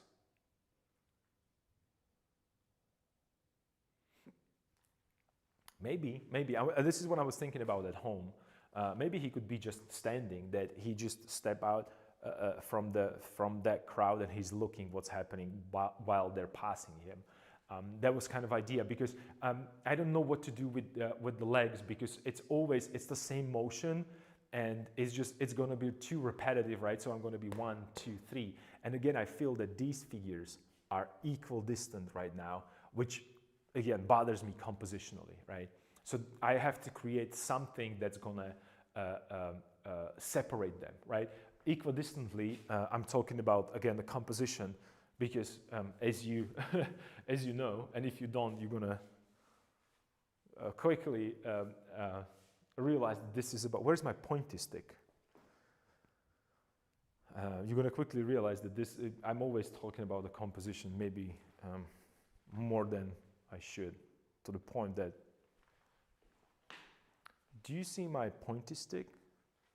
I found it. So what I'm talking about is, and I hope that it's you can see it. Yeah, I definitely can see it. So I have head, this distance, head, and this distance to head. It's very similar to each other. So they are going to be equally spaced through this, which creates unwanted repetition. Also, they're on the same line right here, which annoys the hell out of me. And plus, I think that this head needs to be bigger, because he's closer to us, and right now I feel the size of his head, it's very close, if not smaller than this one. It can't happen, so this has to go bigger. But I have to be careful, because it cannot be bigger, a face, not the face together with the hoodie. That's going to be a problem, because if I make the hoodie, if I look for a hoodie, the whole thing, so it is bigger. It's almost as big as this head right here, right? So I have to find the sweet spot. So I'm going to fine tune this a little bit. I'm going to be asking questions. Can I push it a little bit more higher up, or should I just go lower? But if I go lower, I need to drop the shoulders as well, right? Because then I will be doing this to him, right? So he would just have these shoulders higher and higher up. So I'm not 100% sure about that. Let's see what's happened. Let's see what will happen. I also see that I have some connection problem. I don't know, am I still live, or did the stream ended? I hope I'm still live.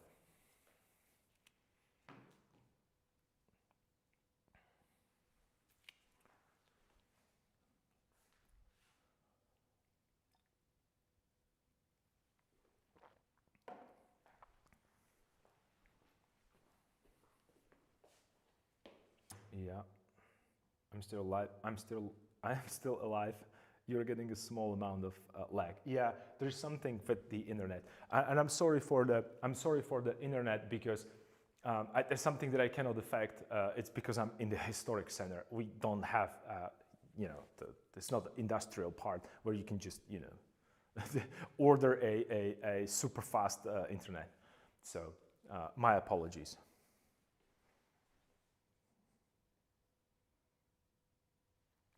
Yeah, but I can see that it shows me that it drops to a certain rate. So it will be really, really bad. Let me know, and we can end the stream. I know that you have had it before on the stream. It's just an annoying thing. I don't want you to it's already boring enough. I don't want you to be struggling with lagging. It's enough that my brain is lagging all the time. But that's what it is. I can't really, I'm trying not to do two things simultaneously because it always end up being not good from both sides.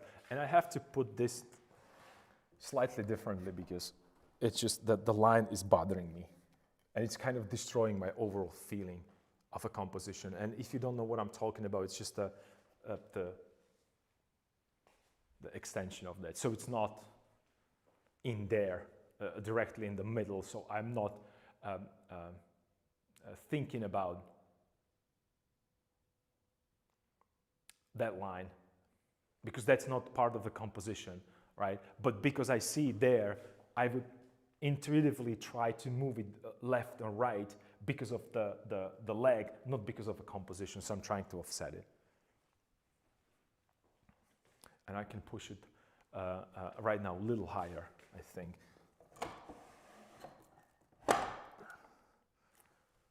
Because I want to have my eye level somewhere around here in the center, because I'm going to be working here. I'm going to be also working here. So I just want to be somewhere in the middle, positionally. And I can actually move it closer so you have a better visual.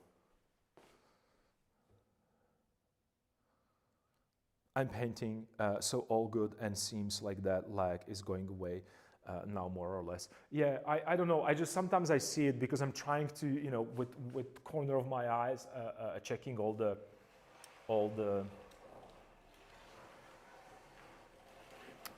how do you call it, statistics there, or like information about the stream. All right, so I'm closer to this, and I want to work on this guy right here. So since I already have the key, I don't necessarily have to be, all the way there, and I want you to see it better, what I'm working on. All right. Let me just move it a little bit this way. Cool. I have a slight glare, and it's really bad to work with the glare.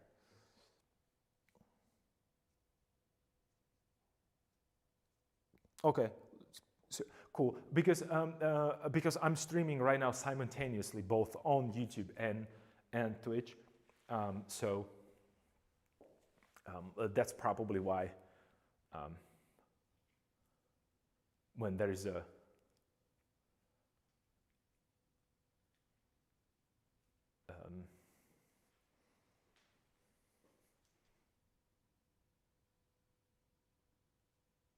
slightly, when there is a more traffic on the same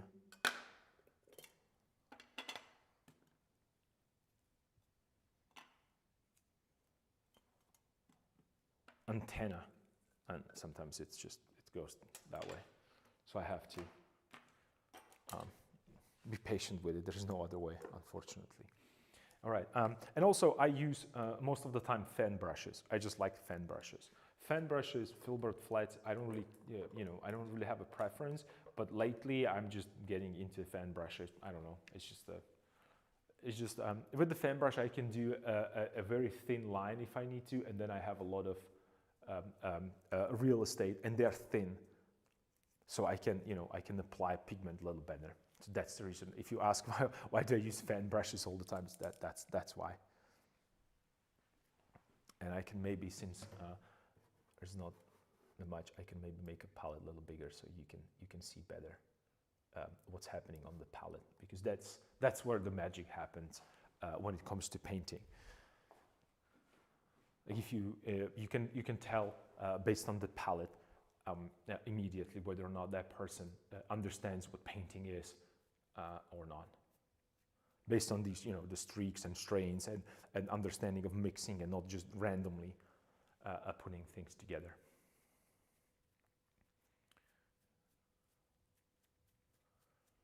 Yeah, and I should probably remember we took inspiration for this. I'm sorry, it's just a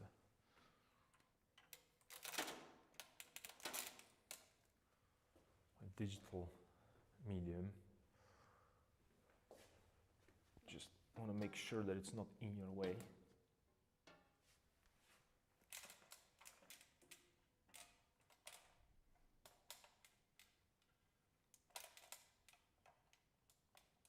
So it doesn't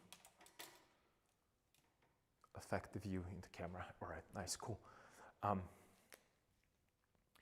So I remember that I was inspired. I mean, this I remember, we laugh at this, DM7 remember that I kind of stole it from a Rembrandt's painting, subconsciously. And it was when we were designing that,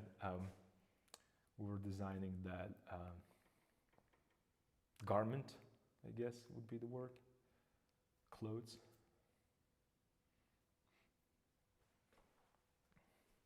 So what was the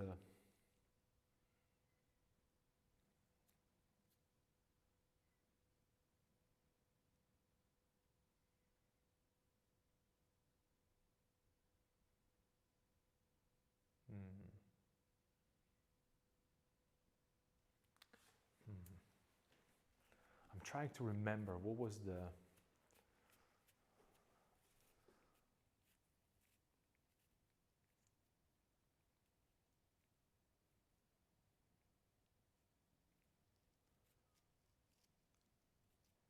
Speaking of that, I should take a pic of mine one day. You mean palette, right?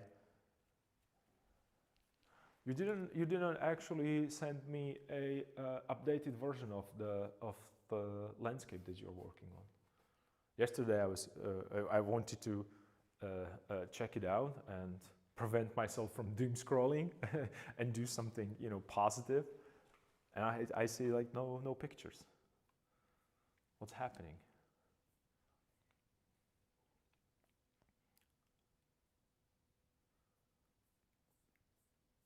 We were supposed to, you know, look after me with my procrastination, and you failed me. I'm just joking. You good. I doom scroll. Actually, I didn't. I actually went to sleep without the iPad, I have to say. So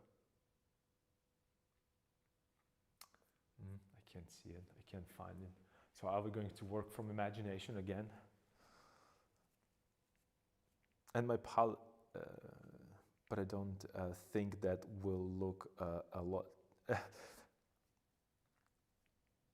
I'll do that today, I promise. Okay, all right.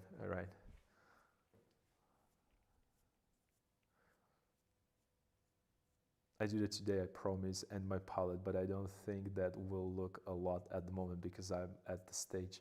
I'm trying to finish it today. I'm so sorry, I'll do better, promise. Doom scrolling, like I said last night. So yeah, I know you were doom scrolling and you forced me to doom scroll. So this is the stage that we're in, seriously. All right. I'm thinking that, I'm looking at that, perhaps, could this guy have, I'm looking, yeah, maybe this guy could have that, the cap as well, maybe. So I'm gonna, the one that has a main figure, or one of two main characters, rather, to be precise.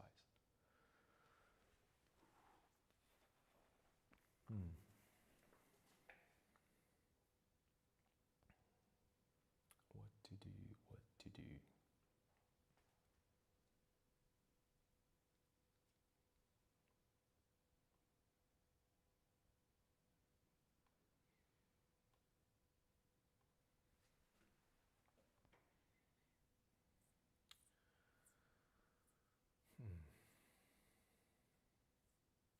I think that it was,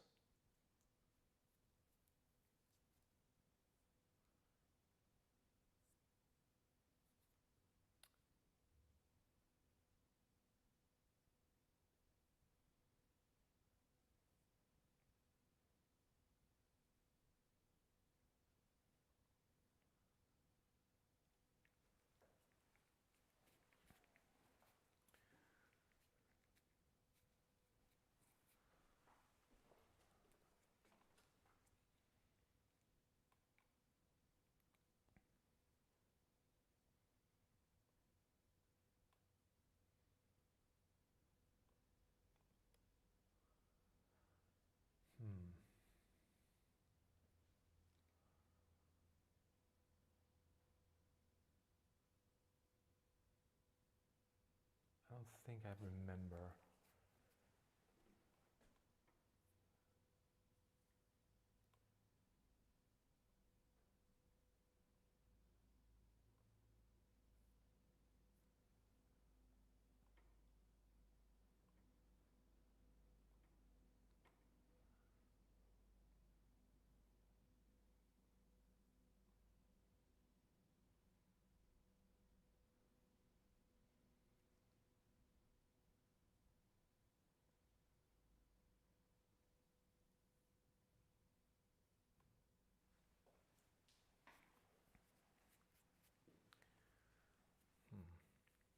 Yeah. Maybe. Okay. Let's look at this. So I'm trying to think how far I can push this before it gets too much. So I think that I could still drop it a little bit.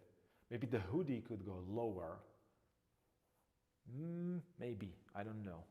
I think that I'm already, because I'm thinking that shoulders, they could be here.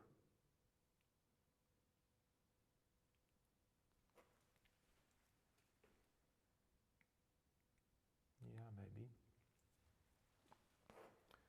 That could be here. So this should go lower.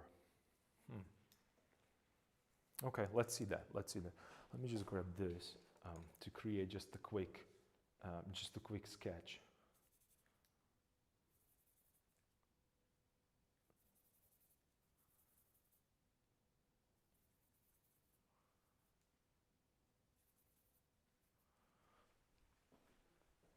So maybe I could push this here a little bit more down. Maybe what I'm thinking, not even that, maybe make it a little thicker. That's gonna help. I'm gonna leave it there. So I'm pushing it a little thicker because I don't want to just elongate it. I just want to make it a larger as a shape, and maybe I push it a little bit more forward. And then, because I'm trying to solve the problem with the size of a head. And maybe if I push it a little this way, which would give me more space to move this here and do the folds this way, and then maybe the shadow could go a little lower even. And I'm pushing this with red. First of all, it's easier for you to see it. And also, when you have such a high saturated color, and this is what I would recommend you if you have a problem with coloring in between the lines as we talk about it, right? So if I have, if I draw something, here with the green, so I don't have a problem to deal with it. But check this out: if I draw something absolutely stupid here with red, you can't just leave it. You can't just paint in between the lines. You have to get rid of those lines because it's just going to be there.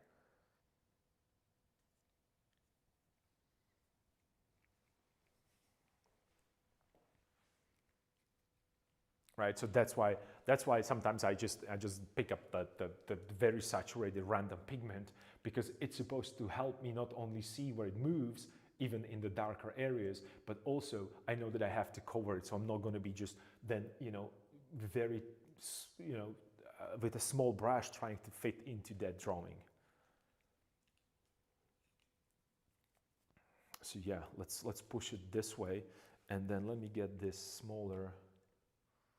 Where are you? Smaller fan brush.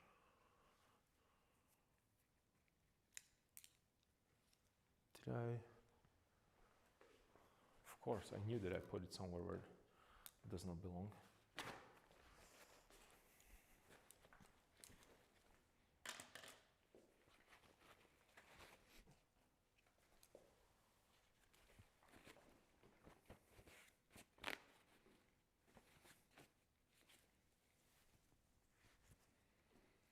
All right, I need to squeeze a little bit more black here.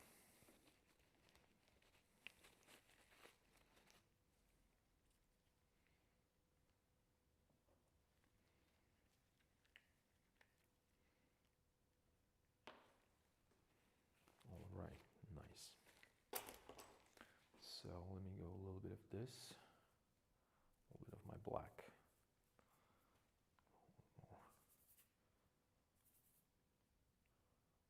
So what I'm doing right now, I'm just mixing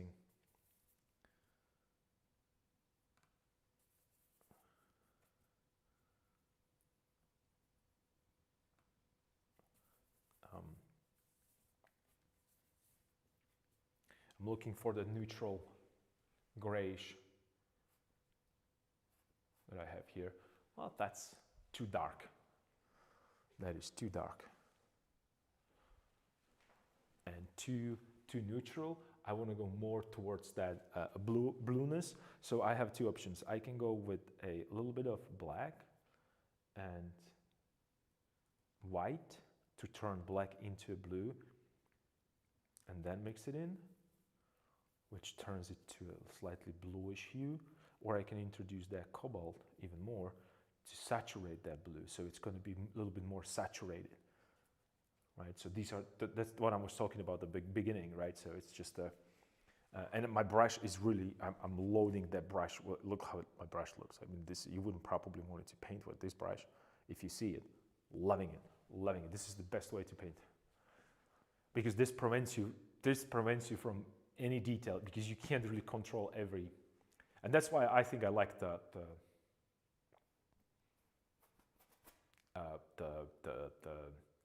fan brushes.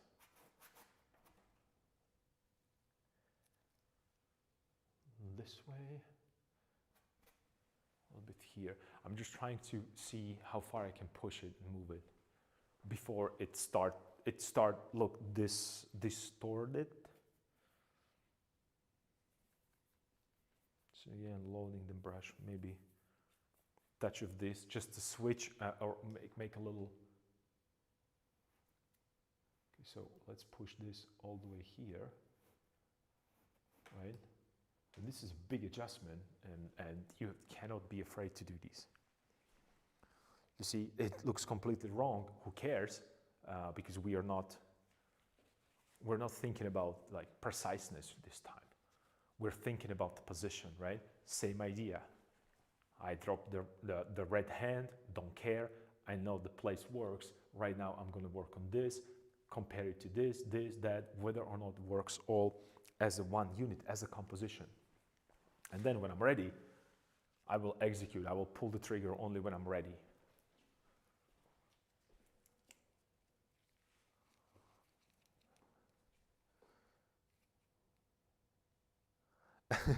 Your brush has some one more time, I'm reading your comment. Your brush has some characteristics for sure. Yeah. And also it has its own mind. You don't even know that, but it's really annoying. Pretty annoying, if you ask me. And right now I'm wiping it because I'm gonna do a slightly different mixture. I'm gonna go with, this is how it looks. This is the best. When your brush is this way, you know that you're painting with pigments. I love this. I'm loving this so much.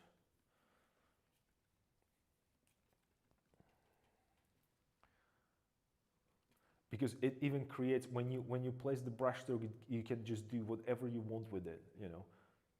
There's so many variation, and this just gives you this beautiful kind of and if you understand them, and if you know what your brush holds, and if you know the direction, and if you have kind of like a little idea about where do you want it to be, in terms of like maybe even form, it gives you that extra. This is my way of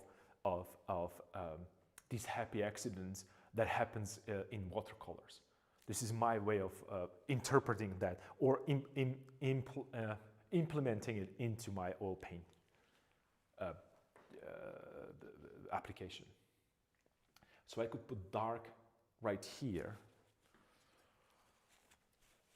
So this is stained, so let me just clean it up a little bit. Nice. I have to do, my apologies, I have to change the position for canvas a little bit because it's reflecting too much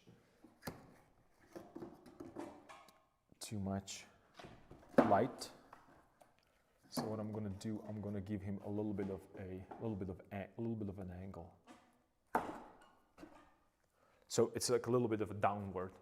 Let's see if that helps. Not really.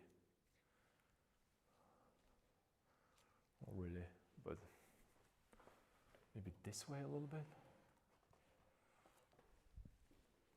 No.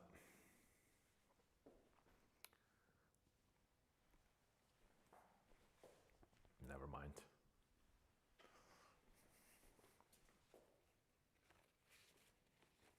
Paper towel.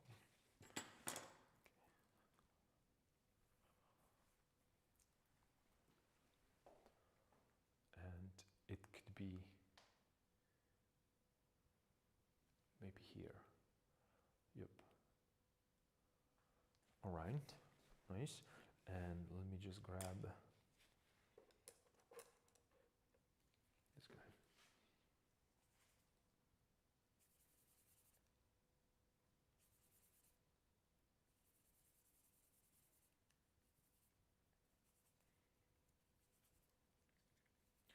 Here you might ask, like, why do you mix like this brown with black and red if you have like earth tone that is very similar? Well, because this, it's very similar to this, but I can right now better control this when I want to go darker and a little bit more saturated.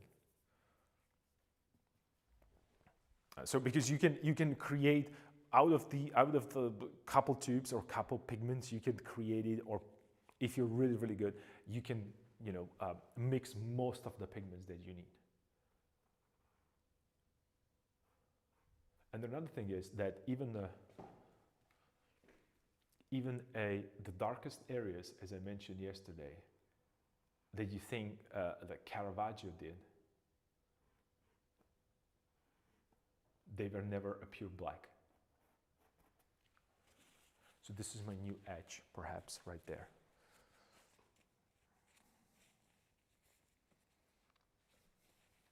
I need to buy more fan brushes just to experiment with it. I only have the synthetic version, and it's a little too thin to hold that paint. This is a synthetic that I have. It looked like this at the beginning. Like this is like a synthetic brush, super synthetic. It was very soft, whereas the fresh one, the one that has never been used, like this one, this is super soft. This is like, I don't know, very soft. It's just that this is what happens. I'm sorry, no, this is what happens when you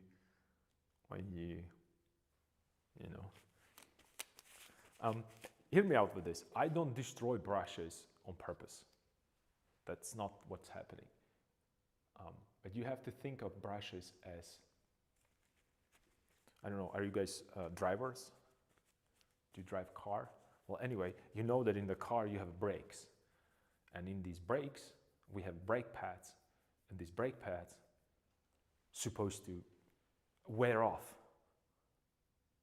Not using your brushes to its full potential. It's like thinking, oh, I have a car, I'm not going to brake because then I'll have to buy new brake pads. Well, let's see how far that will get you. I mean, don't try it, please. Don't try it. That was a joke. Don't do it.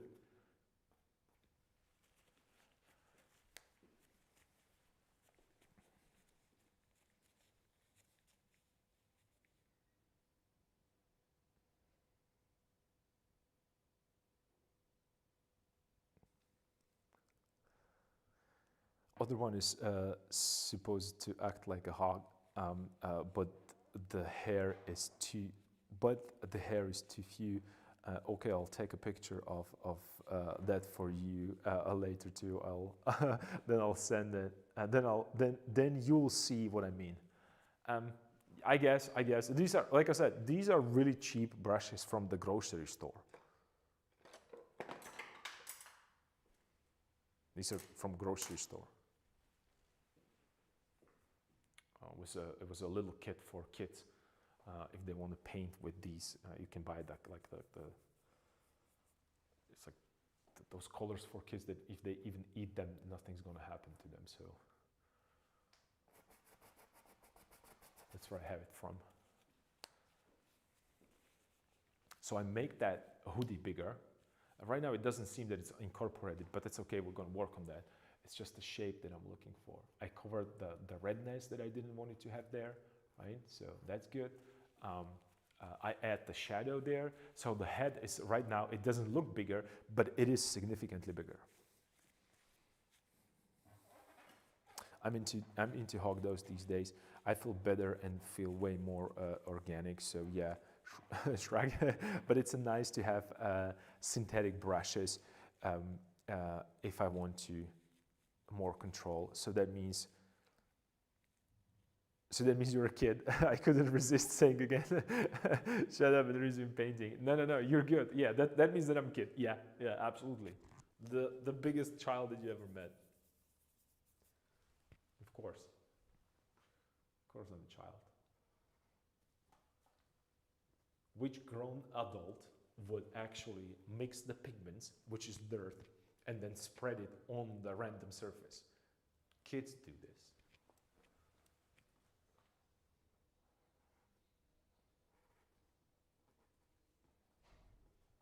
And what I'm doing right now, I'm looking at these edges and I'm pushing very so slightly, millimeter by millimeter, even more outside. I can see how far I can push this dark shape before it falls apart. Yeah, so I'm a kid too. Of course you're a child. What do you think? What did you think? That you are better than me? No, you are a child as well. And here is the thing. My microphone dropped again. Let me fix it. Give me a sec. I'm moving too much today, I guess. I don't know.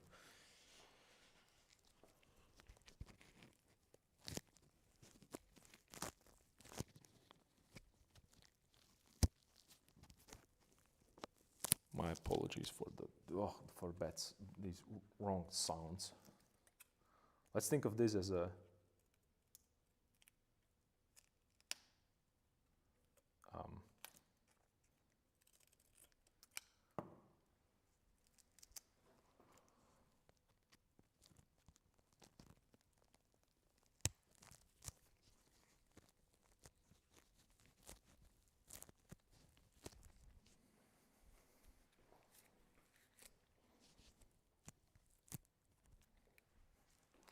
okay, that was a little bit of, but how did they say it? I saw this on Twitch actually.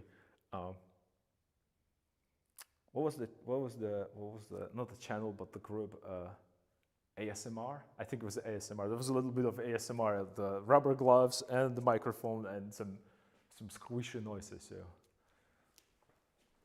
but officially, I was trying to attach my microphone better to my garment clothes. This is awesome. I love this combination of a black and a red. Right, and maybe I could push this a little lower. That would be the shadow from that hoodie. Just a touch, just a tiny bit. Not that much, because I don't want to show like a, you know, like a specific light source. You could say I'm immune to ASMR. Yeah, I could say that. Yeah, I could say that. But actually, you could say that, not I. You could say that. I shouldn't, because there's going to be a, you know, thought police here. And they're going to accuse me from making fun of you. But yeah, you're definitely immune to that. Which I don't know. Is it a good thing or bad thing? I don't know that much about ASMR, but I know one thing, that it's kind of affecting very, very young kids. How do I know that? Because sometimes I have these, how would you call them? Not exhibitions, but you know, like kids gonna come to studio because it's like open doors for ateliers and so on and so forth. And some of the kids, when they hear you to go over the canvas with the brush, it has a specific sound. So I am talking about 12 years old kids. They was like, oh, that's ASMR. And I was like, what? What? You'll defend me? Okay, all right. So you have to defend me. That's the only way that this is going to work if I'll say it with your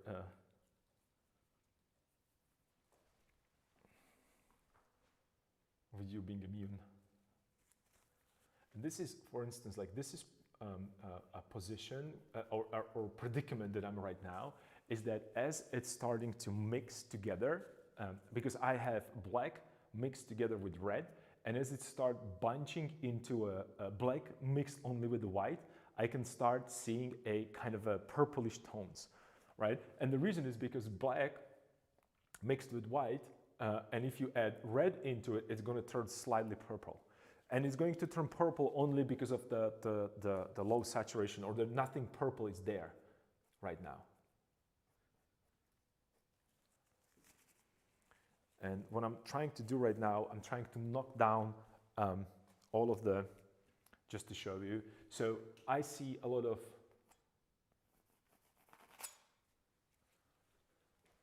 glare, so I'm trying to get rid of that. Rid of that glare.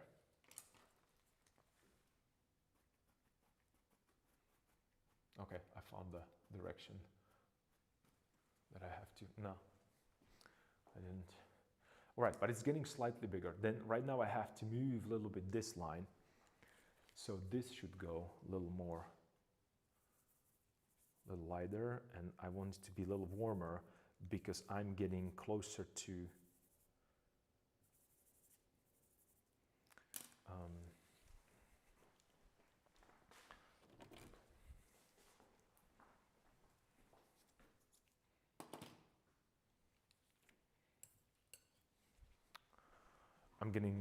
I want to create a form, and the reason why I'm making this a little warmer, very close to the same values, because I want to use the same idea that I talked about earlier with Rembrandt.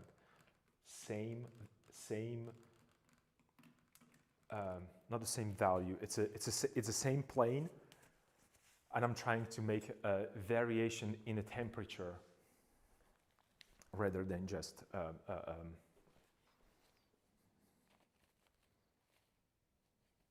I heard that Bob Ross is the father of ASMR. I can definitely understand that because it's always relaxing to watch him painting happy trees. Yeah, that's what I think. That's what I think that he definitely would be, especially with that sound. And again, it's difficult. But he has the brush, and he just like that little. Like a flickering back and forth. That's such a specific sound that if someone plays it to me, I know immediately that's a Bob Ross. Like if there would be a sound challenge with like a random weird noises,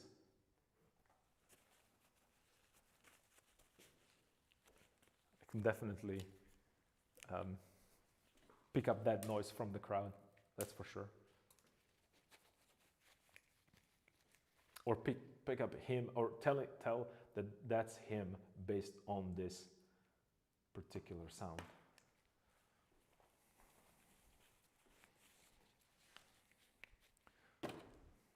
And just because we're checking this, I just want to show you. I'll just move the camera a little bit. Hopefully, it's just not going to destroy any. So this is how much white I squeezed there. Like it's a lot of pigment, right? So don't be stingy with your pigments on your palette.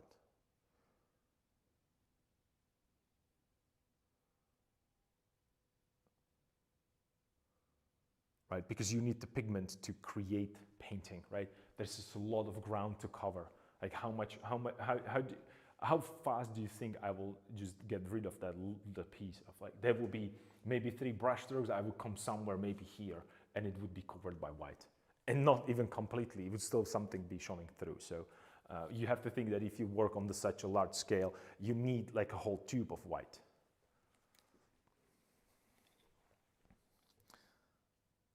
slap the devil out of it. Yeah.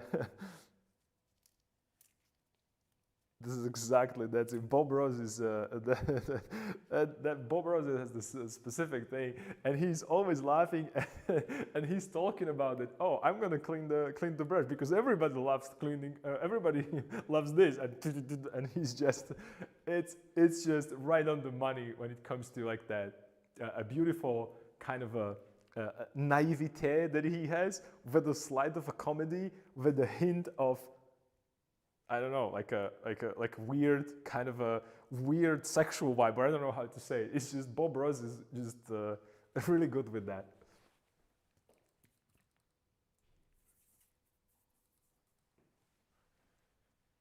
I mean, since he's a popular, right? So people know him. He was very famous at one point. I'm pretty sure among a certain group.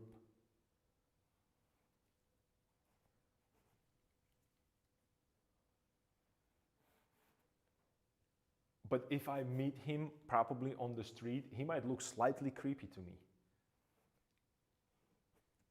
Maybe he's also that because it's like a kind of a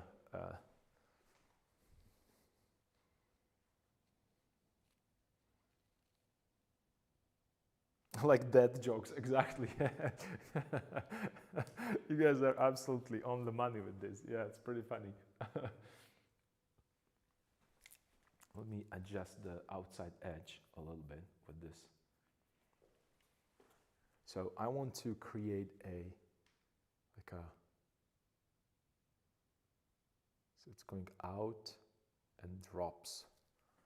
That's what I'm thinking about, so you go out and drop, because it has kind of a bunching up there. This should be probably softened. And maybe it could be like a little, like so, like here, the opening. Right? So I made it slightly bigger. I don't think that it changed that much of the overall visual, but you can see that he's starting to be slightly bigger with the head because of the hoodie that we extended. And I did not go higher up. I did not go that much lower. I made it really thick when it comes to like the thickness of that of the two-dimensional shape, right? So when we look at this, our helping cube, right? So instead, because you have multiple options how to make things look differently. Like if I want to make this shape skinnier, what I could do, it's either to draw it this way and erase the sides, or I have another option, extend it up. Same idea, same idea. Two different results. This is going to be skinnier and smaller. This is going to be skinnier and bigger, right? So that's that. It always has two sides. You can always either make it cut out from it and think of it as a sculptor. So I am subtracting and making thinner, or you can think like a painter would adding in mind and making it thinner that way, because that's kind of a philosophical difference between painting and sculpting, and this was a main division between Leonardo da Vinci and Michelangelo Buonarroti. They both were both masters of their craft. Well, they were Renaissance men, so they were masters of multiple crafts. But Michelangelo, he was a sculptor, so his idea derived from, oh, I have the object and I'm subtracting. That's like philosophy behind that. Whereas Leonardo da Vinci, oh, I have a canvas and I'm adding on top of it. So, these are two completely different philosophical approaches to creating artwork. And what if I just I can move this. Yeah, I could move this right here. Let me just do a quick adjustment. So I could go from here to here, and then there's a little bunch, so we can show the shoulder, and then I can drop it down. Maybe push it even this way. Maybe not. Maybe it's cool because I don't need to go that low with this compared to, you know, his head and this side, his head. Yeah, I think this is good. I think this is good. So let me just throw a little bit of a portraiture there. Not necessarily portraiture, but I want to move that lighter.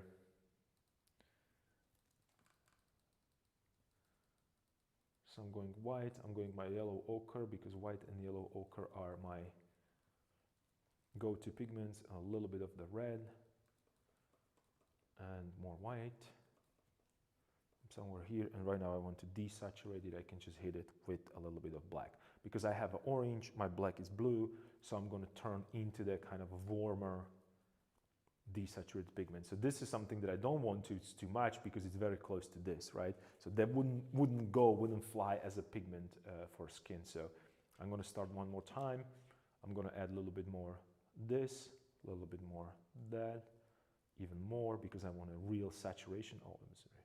I want a real saturation, so I'm adding way more red than I should, but I'm fine because I'm going to go there with white and it's going to be less. And I'm very close to a skin tone when you look at it, right? It's darker. And that's fine that it's darker skin tone because I want him to be in the dark. And it's still lighter than it was before. So when I think about a skin color and I don't know where I am, I use myself as a reference. So I look at my hand and it's like, okay, I want it lighter or darker, but in the shadows it kind of works when it comes to value. So that's what I think about. That's the easiest way. And I was like, because my question was like, how do you get the skin tone? Well, I used mine as a point of reference. But remember, the skin tone, it's related to what surrounds it. There is no such a thing as a skin tone pigment. It isn't.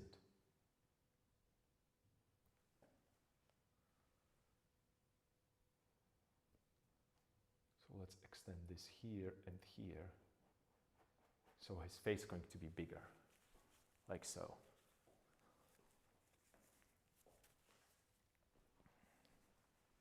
Maybe that's too much. And right now I am hatching into that a little bit or scratching or whatever.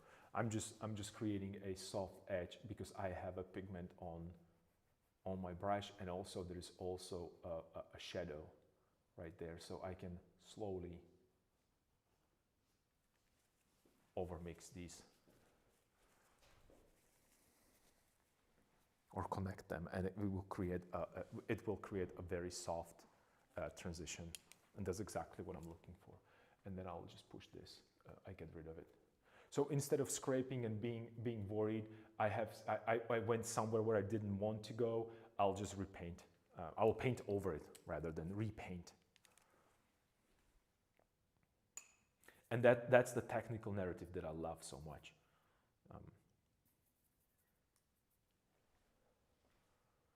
And this could go then out, a little bit out, maybe just a, because I'm working with that Rembrandt in mind. When I'm painting, I'm looking at this line right here, I'm comparing it to this line on the other side. Because if I divide it in halves vertically and halfway horizontally, these quadrants that I have, these 4 quadrants that I have, they all in the silhouette have to be different. Some are active, some are straight.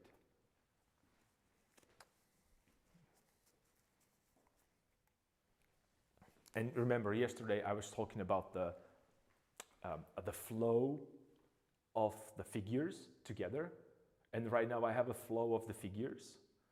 And I'm going to go into detail, flow of this separate head, and then the flow of the inner side. And then okay, this is where the eyes could be.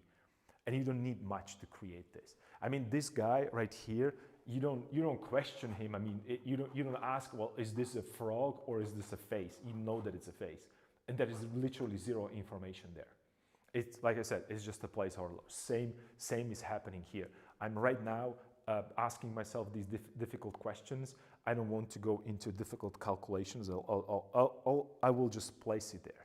And you can immediately see one thing. This is very important, that this value right here, it's not that far away when you think about it from value right here.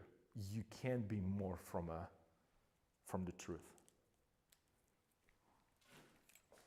Just to demonstrate, like this value is so dark that it works like a shadow here. But because it's surrounded by light, it just looks similar. Because this is surrounded by darker value. So it's that contrast that it creates not only value, but it also creates a skin tone, if you wish, or whatever other color you're trying to depict. Color on its own, or hue rather, hue on its own cannot exist in the vacuum, because in that case it would be monochromatic. By vacuum I mean that it's no other colors around. A green is a green because we know that it's a red. Red is a red because we know that it's a purple next to it, or blue, or some other color, right? That's the basic idea.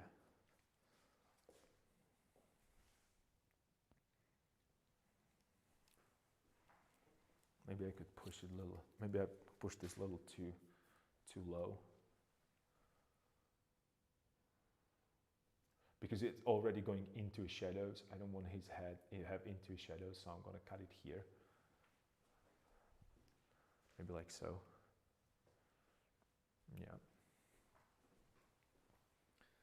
And then maybe we could give him a little bit more of that kind of a traditional bulging little piece in the back. It's because there was a very simple, I learned this because I was doing these digital, I was sewing a costume in the 3D software for these guys. Actually, sometimes I should show you what I do behind the scenes, what preoccupies my day. It will be kind of a,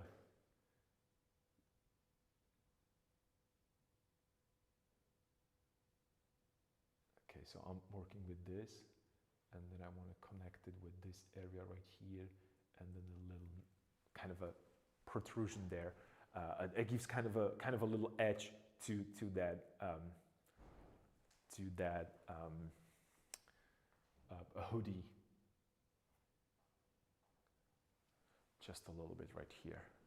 Cool. And right now I'm going to warm up my pigment, because I see that I started here. What underpainting was, this was warmer and lighter here, so I'm gonna bring even lighter value,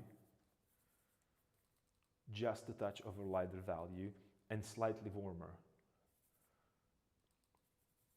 And the reason why I'm warming it up is because it's being affected by a light. And since they're outside,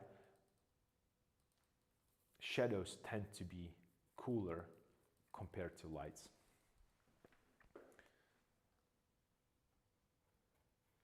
So I'm going into it with this. It needs to be a little more redder.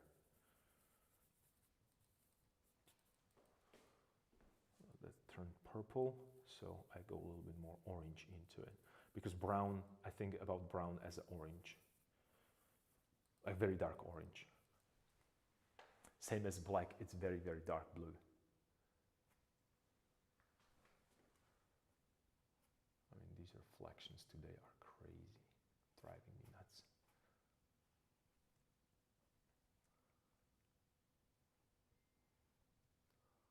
A little bit of here, and then there is like kind of a little,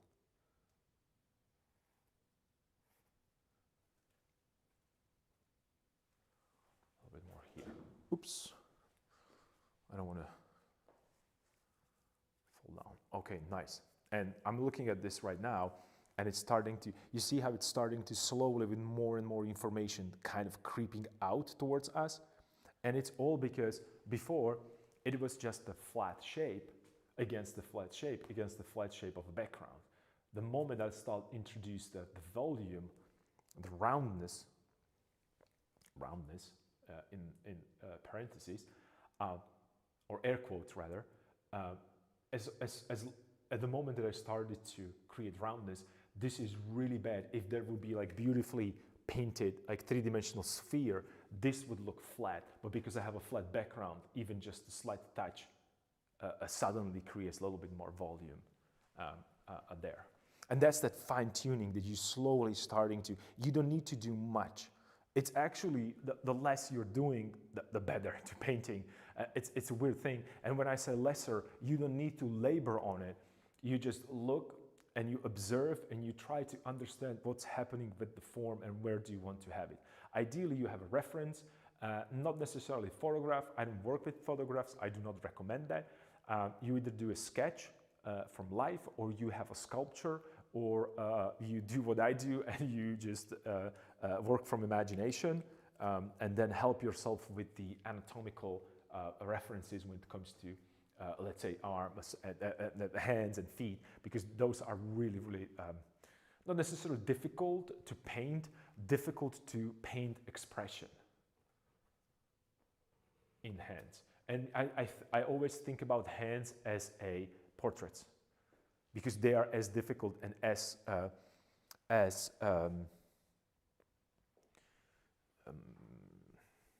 like when you think about Italians, even me, I'm still moving with my hands because that's kind of helped me to think in the motion. And actually, people told me that I am impatient because when I talk to people, I kind of bounce back and forth because that's what I do when I paint. And it kind of sticks with me, and people are, dude, why are you always like moving like this when you talk? And I'm like, because I'm thinking. I said something and I want to step back and check if whatever I'm saying makes sense. You know, it's just kind of a weird habit of mine that I can't get rid of. And then this could go this direction, nice, and maybe through, I can throw some lighter value here, which is hold my brush a little better.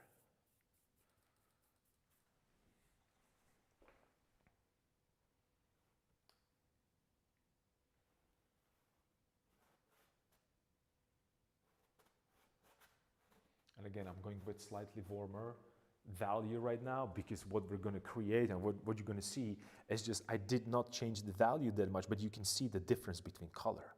I hope you could, because I can. Color, I mean hue. These are very close to same value, very close, not exactly the same, but very close. This is cooler, this is warmer. Automatically, it started rolling. Why? Well, because automatically your eye, it's picking up the change and shift in something, and it's trying to interpret that what's happening. Looking at the whole picture, you know that it should be figure, this should be a shoulder, because that's your knowledge already that you have. So, oh, it's probably turning away, and it's probably being affected by a different light source, therefore it's a different plane.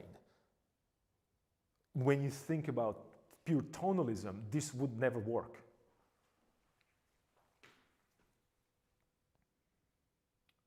Because with tone, you can't change temperature.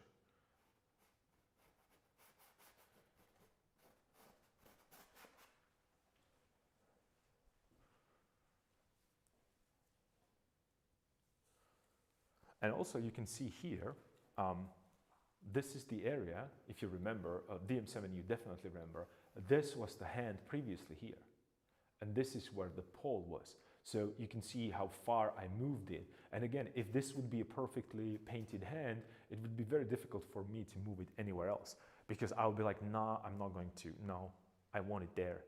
I labor on that for so long. I don't want to move it.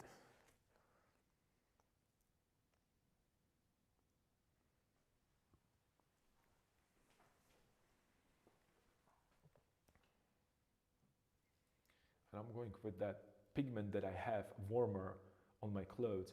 I'm going to introduce it a little bit in the figure, because that's going to be something that is reflecting into the face. So I want to have that little bit there. Not much, just a little bit. It's starting, it gives like little shifts. And you can see it as, you can perceive it as a smudge right now. But the moment, as we talk about with, let's say with nose that, as you mentioned, that you're trying to look for the warmth underneath the skin because of the blood vessels. Well, it not necessarily needs to be blood vessels. You could observe this, and usually with older people, is that the noses are getting bigger because they're still growing. And it's not the nose, because this is just the cartilage. So cartilage is getting bigger. Your ears are getting bigger because it's also cartilage. It's always growing. And also when you, for example, when you drink a lot, that's the big kind of a red nose. It's the representation of that, you know, the drinking issue. And you can see some of the portraits from long time ago with these red noses.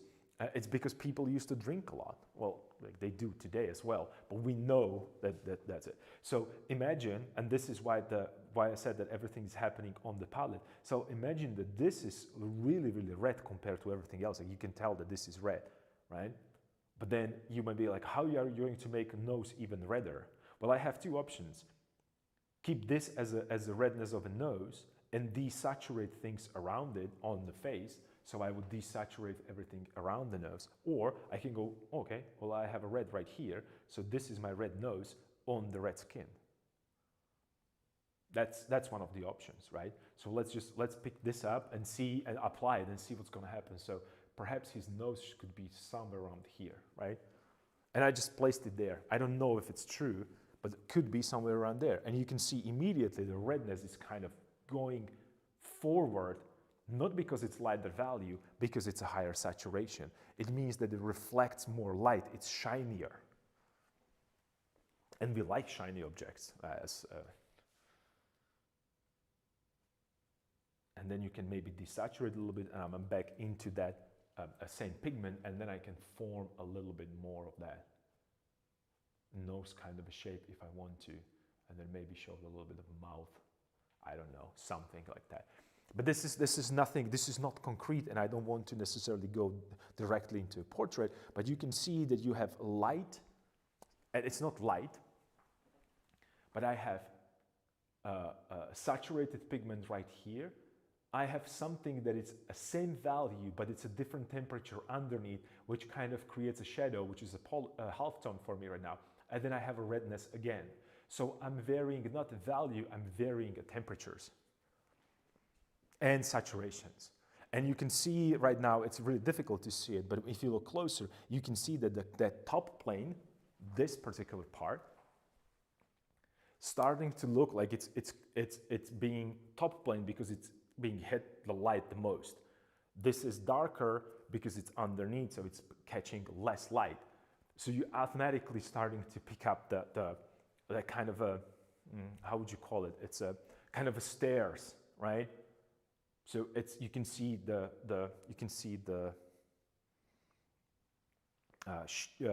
a changes and shifts in the planes.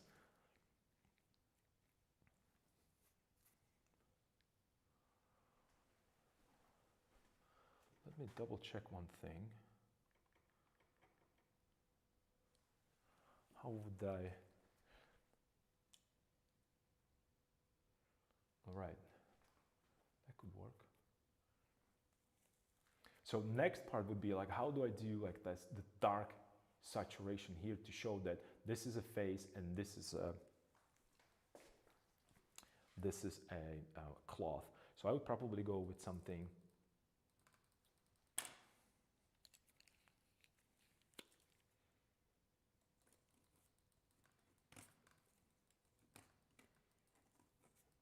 again, this is all pigment, but it's a lot of pigment. I have to clean it because it's already polluted. I went there with my brushes. So if I want to create something, this is still usable. That's cool. No, it isn't. So I'm just going to throw it away because you might think that this is waste.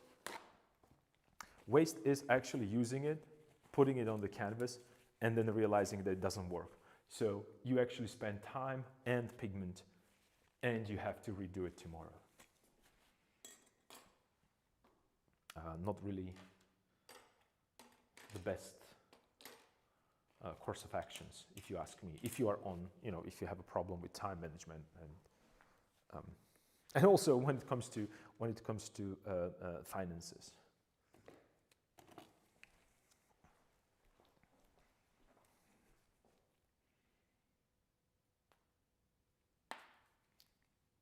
And I'm squeezing a lot of pigment. No, these little dabs. I mean, a lot of pigment. I know that I need to use a lot of pigment.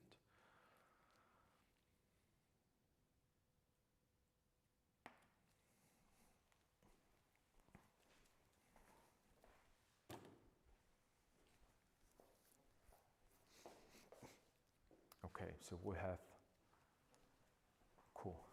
So let's shape that face a little better. And I'm gonna start shaping that face. So what I'm thinking right now, I'm gonna clean my brush. And right now, imagine that I have palette only like this. I would scrape all this and start mixing anew, because these are already dirty, not dirty, these are already existing mixtures. I'm not gonna use existing mixtures over and over again. I'm gonna mix the new one, a new one. That's gonna keep your pigments fresh.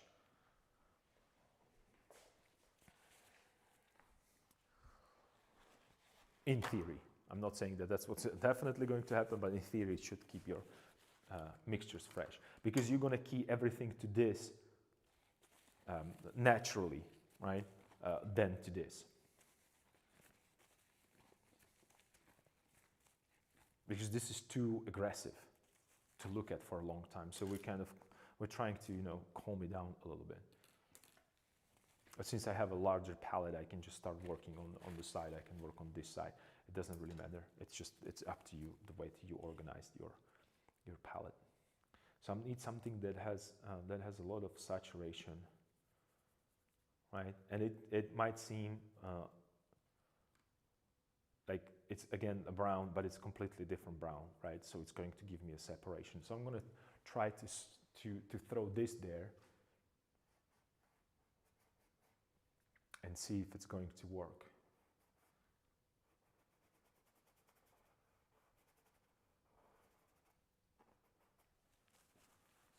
Well, it kind of does. It's just right now it does not. You can see right now it looks like a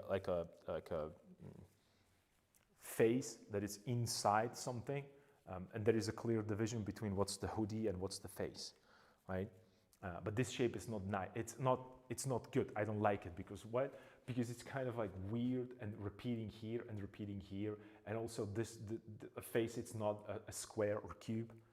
Rather, so perhaps there is going to be a cheek that is going all the way up here, so I'm going to push it and it's just going to disappear into a shadow. So I'm going to be very selective in areas where do I want to have that kind of harsh edges. Actually, I very rarely use a hard edge. It has to be really a man-made object, because in nature, hard edge is not really a thing. Truth to be told, it's not very effective. That's why when I talk about the repetition and the exactness and putting everything into right angles, it's our brain forcing us to make things simpler, so it's easier to understand, quickly to see.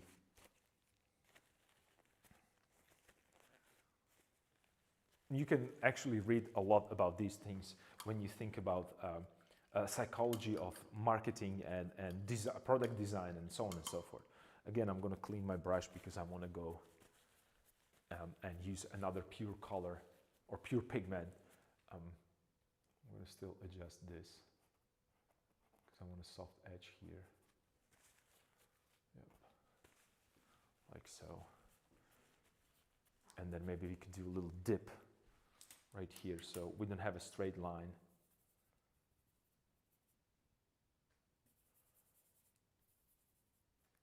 Maybe cooler. Yeah, maybe cooler because there was a warmth. So let's make it a little cooler. And I would vary these things back and forth, not only during the painting stage, but also in between layers. So if I'm on this right now here, if I'm working cool and here warm, tomorrow I'm going to be working warm here and cool here.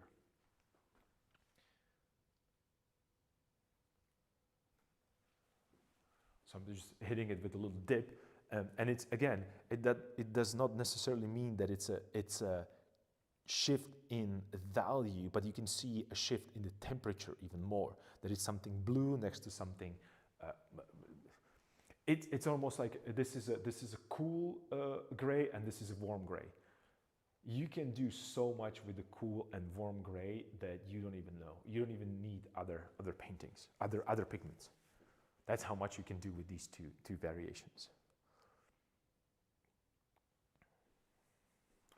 And I think that nose, if I want him to be a little bit more looking down, I think the nose is a little too low, right? Too high, I'm sorry. If this is his head, maybe I should push. Okay, another thing is that I have to think about the anatomy of the head underneath. And when I say anatomy, I know that the head has it should go a little bit here and it curves here up, right? Because that's where the top of the head would be. So I have to push it this way a little bit. Because it kind of felt like he has no, well, there is no human skull underneath. And maybe soften it a little bit so it doesn't.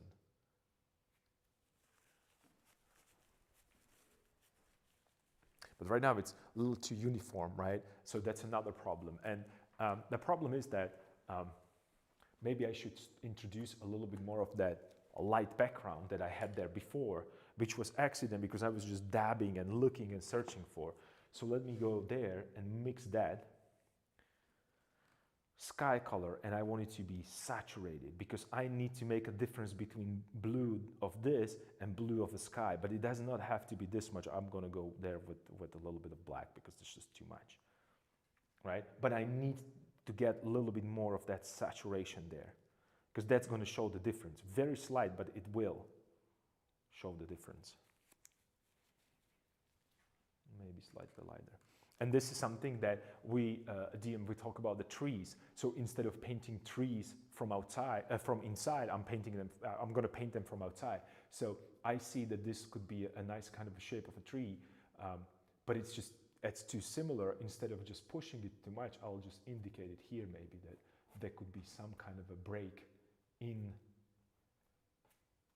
the foliage or something like that, which automatically will just disconnect that part from there. This is not necessarily a good looking one. It was a test, but just to show you the variations.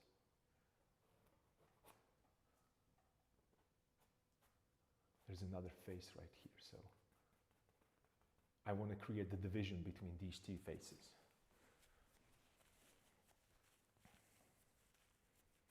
There's a small figure behind him. That's what I'm trying to say. And I again see that I have that warning for the low. I don't know if I'm online right now. I hope I am. Maybe I'm not.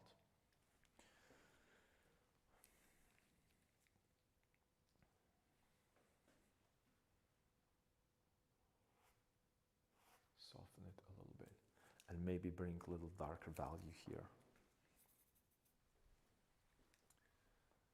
So harder edge and hard edge, right? So I create a little bit more interest there because that's going to be a corner that's popping up towards me a little bit more. Am I online? Okay, cool. Because I saw the warning again. I think that people are it's nice outside. Probably they're all in the cafe. They're underneath me and they use most likely the same. He thinks that everybody's doom scrolling and watching videos.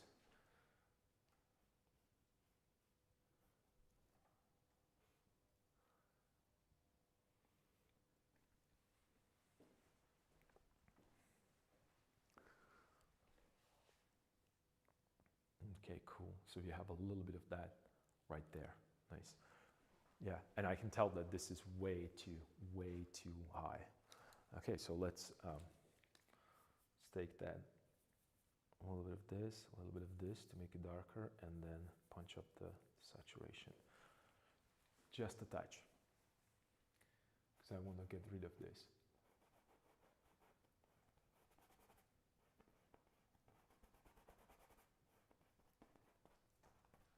It was too much.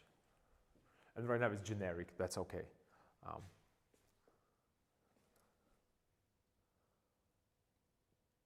I'll come to them and tell them to stop. A bit lag there and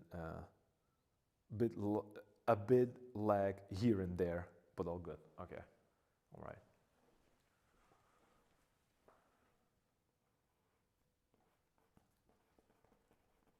So this could go a little bit more this way, right here. Yeah, and I'll be showing up just a little bit. And then maybe even a little more preciseness here. A little bit of a black or a little bit of blue. So I'll turn it towards a purplish. And purple, in terms of, we talk about the impressionists, purple is like a coldest and darkest for that, for purpose of this demonstration, or even painting is not a demonstration, but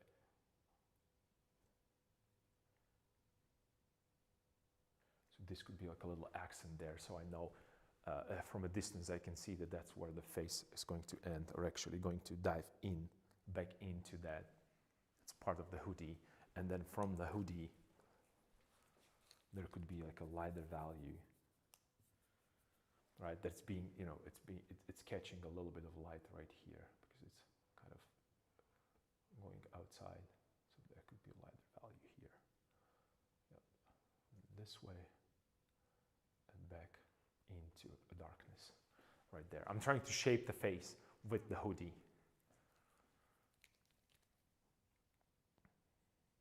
Maybe it could go even bigger. I don't know. Maybe I could push it even bigger. I have no idea. Let's see. Let's get a little bigger. And right now I'm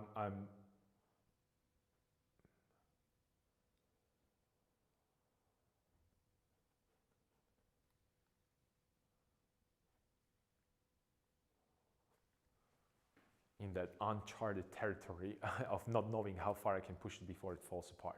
I feel like I can still make it bigger and it's going to be okay. I don't know though. I don't know. And maybe I could make this guy in the background a little darker so I can, oops. Let me grab this, a little bit of this, a bit of this. And let me just stumble on top of this, the other person that's behind him. I don't know, doing something, who cares? Who cares what he's doing, right? So I could create, by putting the person there and the darker value, I'm kind of pushing, you can see it immediately, I'm pushing that shoulder forward. And I created also an edge that it's right here, right? So instead of painting the shoulder, I painted a negative space behind him and it kind of put the shoulder in place. Right? So painting is not only about, like I said, you're not always painting only one thing. Or even better, with painting, you can always control only one edge.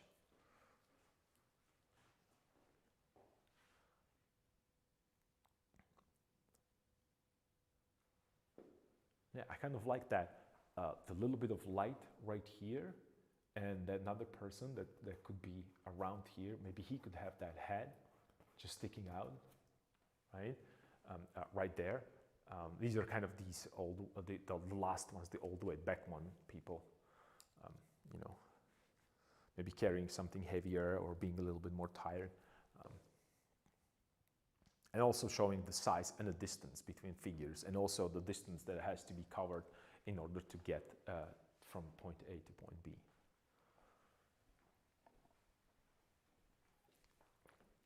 I'm going to, guys, get a water for tea. So give me a second. I'll be right back. Just a second.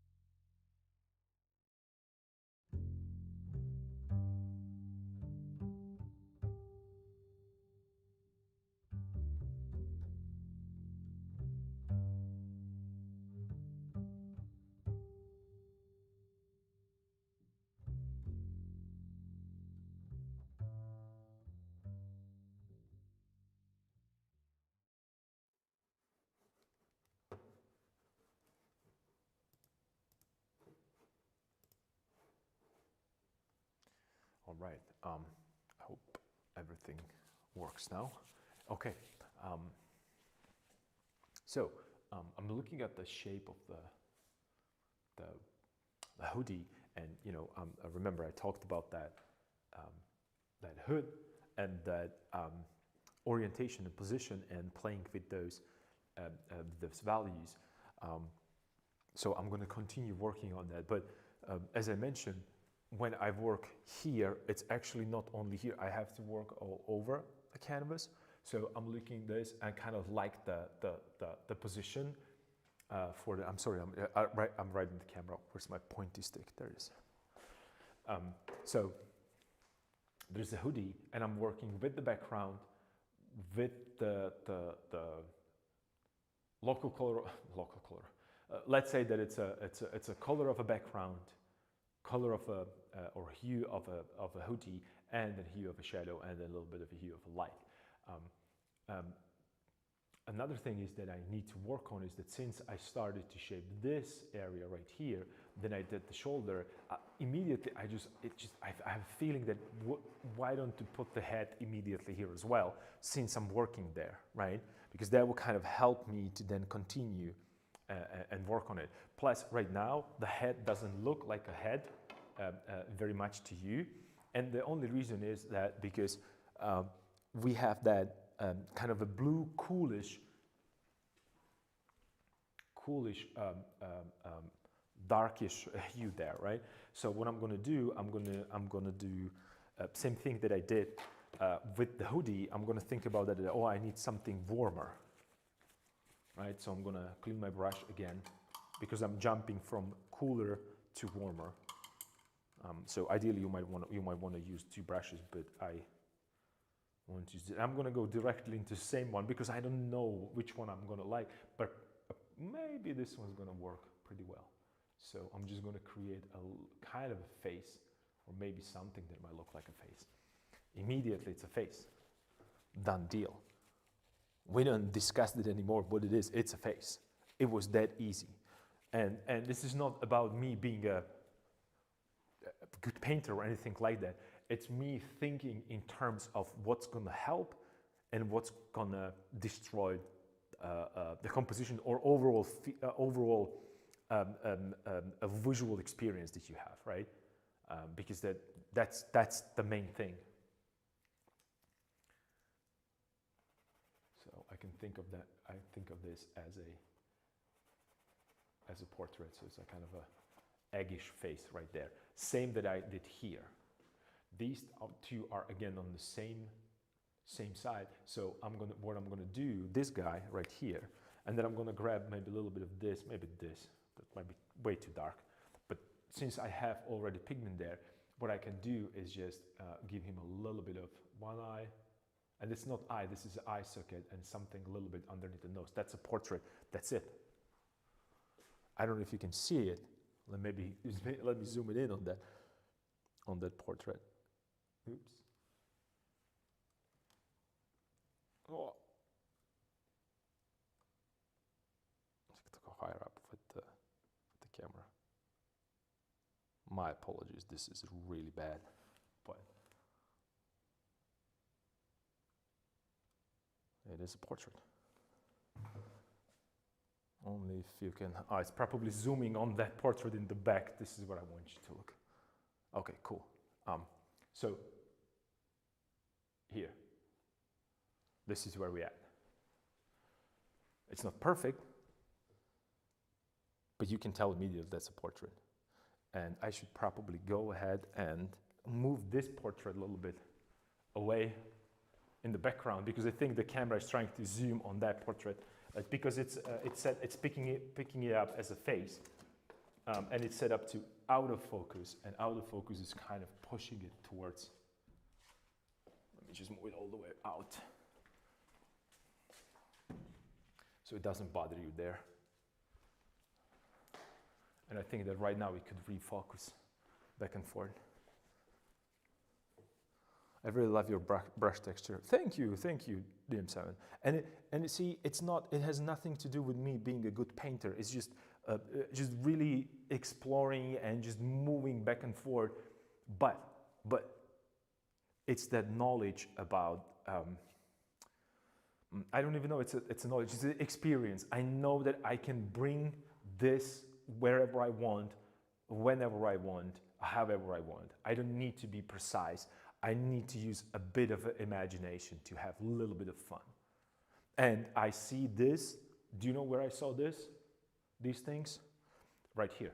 You can't see it. That's, I'm pointing to something.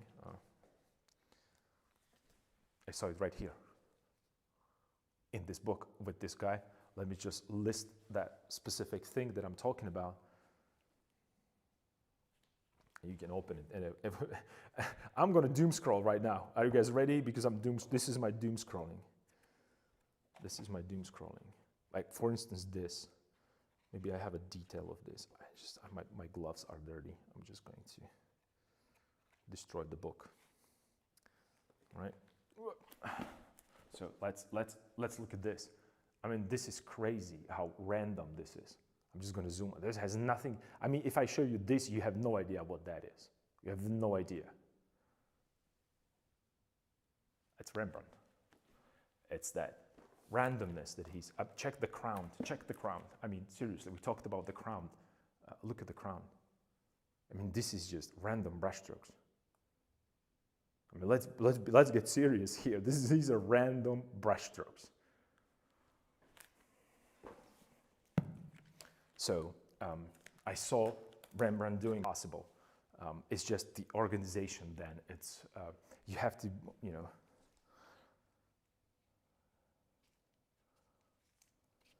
Yeah, mine's more desperate and controlled.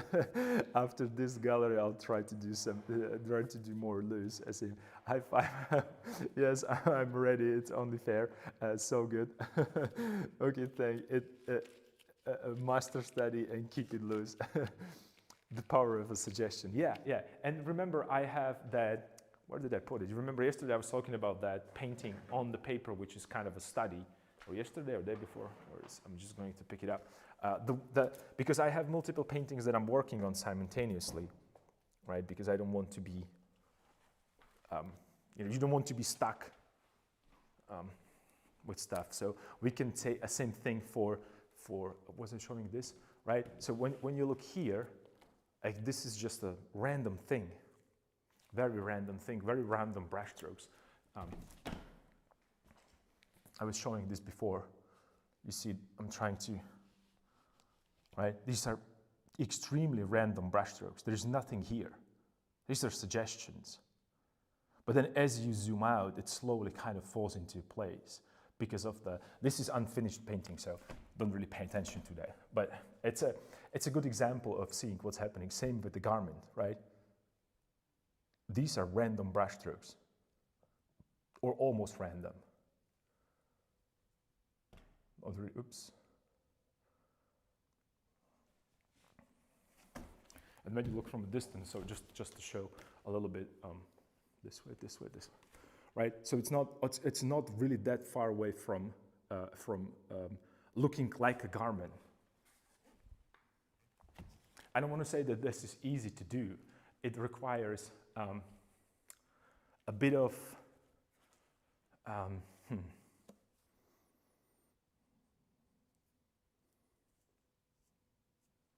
maybe with the students' quality paints I got for free, I can really experiment and don't worry about the cost.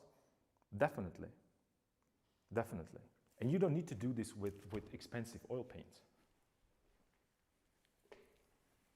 right? You can buy one dirt cheap pigment that you can find. Most likely it would be something like I don't know, like a raw umber. That's very cheap. And you don't even need to buy a cheap one. You remember, I was showing you the experiment that I not the experiment, something that I do as a study. That was the guy. That's this guy, right? So I have that randomness in the this one, the one that I'm talking about. You remember him, right? And this is just a black and white monochromatic. I'm trying to fit into a camera. I don't know where I am because I'm looking into it. So you can do this. You can try to do, you know, like the stuff with the feet. They're kind of in the, let me show you this way, that they're, you know, dissolving into a background. And this is purely just one pigment and trying to get most of the one pigment and underpainting and all these kind of a cool effects. It doesn't have to be that you have to have a full set of pigments. That's not the point. The point is that what I'm testing and what I'm doing here, I'm sculpting rather than painting. I'm sculpting certain textures that I like. And then if some of them work for me and for the composition, I leave them there. If they don't work, I simply scrape them, right? So that's, it's not really, I like how the warm underpainting shows through. Believe it or not, it looks warm because of the cool paint that was on top of it. It was very desaturated, kind of almost like a dead pigment. I don't know. I don't have a little. Let me see. I don't have a piece of. But it was really just a desaturated thing. It wasn't very vibrant, or it was not vibrant as much. But coming back to the portrait, and you know, this is a portrait, and right now I'm just thinking about, not necessarily about the details, but I know that on the portrait, if I want to describe the volume, there has to be a lighter area. I'm thinking about that, you know, the egg shape, the egg rendering, or the ball rendering that we always talk about, that, oh, there's a ball, it has a cast shadow, and there is a highlight right here. So for me, quickly suggest myself that what's happening is just, I'm going to grab this, I'm going to grab a little lighter pigment. And I know that it's happening on the forehead, so I'm just going to add a little bit of a light on the forehead, and you know, just maybe a little bit on the nose. And I'm going to start slowly describing the volume. And right now, you think like, what are you doing? Well, it's rough. I know, I understand it, but I'm just going to soften the edges a little bit, incorporated it, and I'm going to create that kind of a feeling of volume that's happening right here. Because probably, you know, because the sun might shining from this side, and I'm randomizing where the sun shines, because no one knows, right? It's somewhere in the sky, so this guy can be lit from that side, this guy's lit from that side. I don't really follow the exact one light direction, but you can see already it's a little bit under the angle. I'm sorry, you see it like skewed because it's not directly perpendicular, so the face looks kind of squished or distorted. It's because the my canvas is not perpendicular to a lens. And but you can start seeing how the volume shows, which is way more important, right?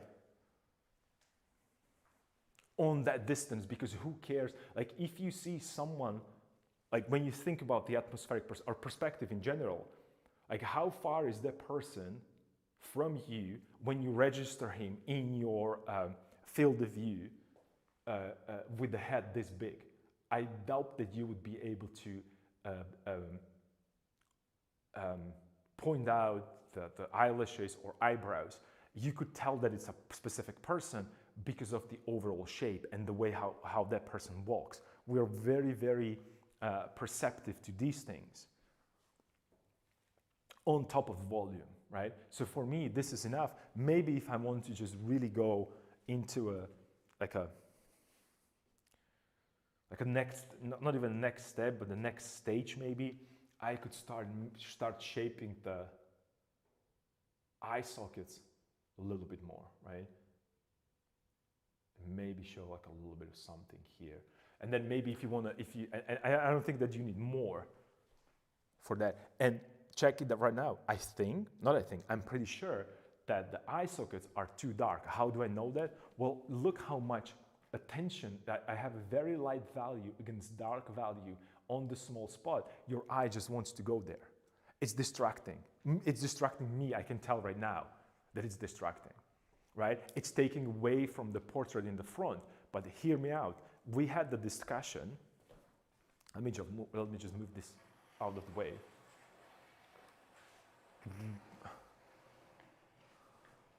It's funny how it opens on the camera. You remember, I make the proposal, what if this portrait is going to be out of focus and we put this into the focus? I was thinking about that, DM7, I remember we talked about this, that we can try it as a Bad Painting Friday. Let me just move the camera further away, because I want to, and let me make the palette a little smaller right now because we don't need to see the palette.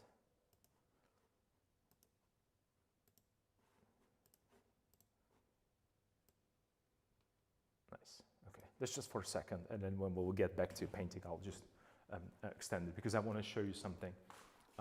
So that's the, this should be out of focus, this should be in focus. Right now they're the other way around. Here, maybe we could push this portrait even more and let this one completely dark and just maybe suggest the bottom part, and your brain is going to fill the rest, right? That would be a similar thing, That would be kind of a similar idea that Rembrandt did when he placed, if you remember the Night Watch, of course you remember the company, there is a hand on in the right corner, there's a hand that is blocking faces. And there is a face even further from them that is kind of a little bit more, how do you put it, a little bit more pronounced. And I don't know how Rembrandt did it, if it was conscious or he's really that good or was that good, but it almost looks like when you're looking back and forth and you refocusing on the front and then the back because you want to see what's behind. So you have that experience of a depth because you moved your head and you see something that is out of focus in front of you. So you automatically, oh, that's something, probably I'm not supposed to focus here, brain. Look where the something a little bit more defined is.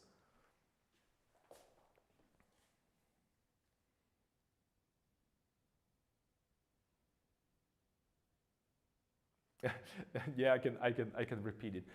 You remember I was talking about this portrait put out of the focus, this into focus.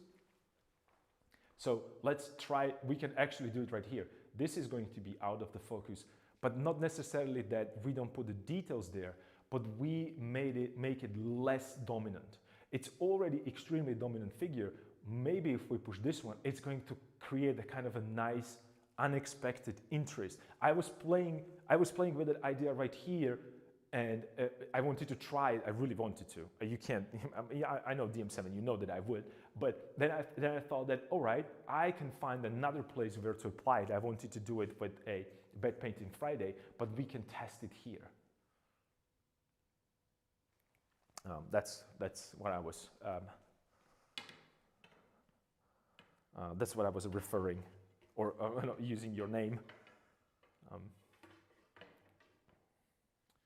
So that's something that is very helpful. And let me even rotate it a little bit more towards you. I don't know if it's probably glaring a lot, but you can right now see that I go, instead of me going from that person to that person and this person, I'll go that person, this person, and boom, the small one in the background. So you can broke that feeling of repetition by actually pushing. And when I say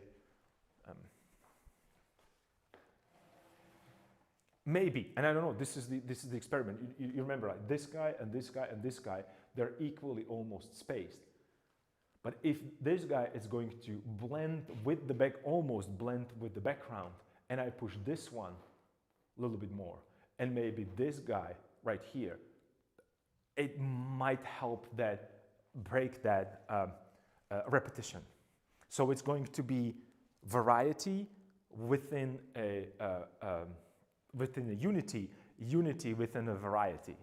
So according to good old friend Harold Speed, well, let me actually move it here because I'm painting. Good old Harold Speed, because that's what good art for him is. Or one of the definitions of what art is, or good art. Let me just push it as far as I can. All right, cool. So yeah.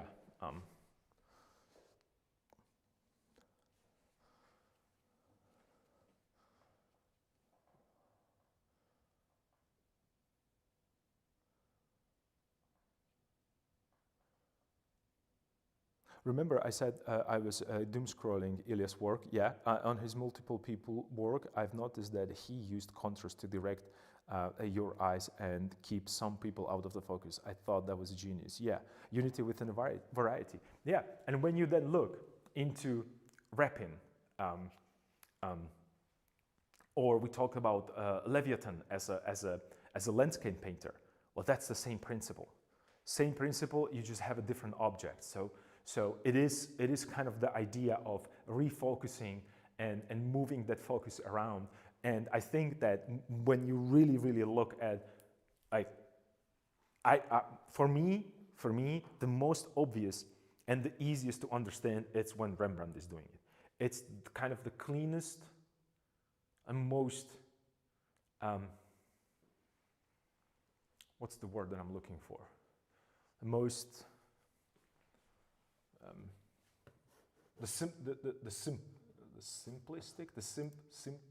the most simple way to describe it, I guess.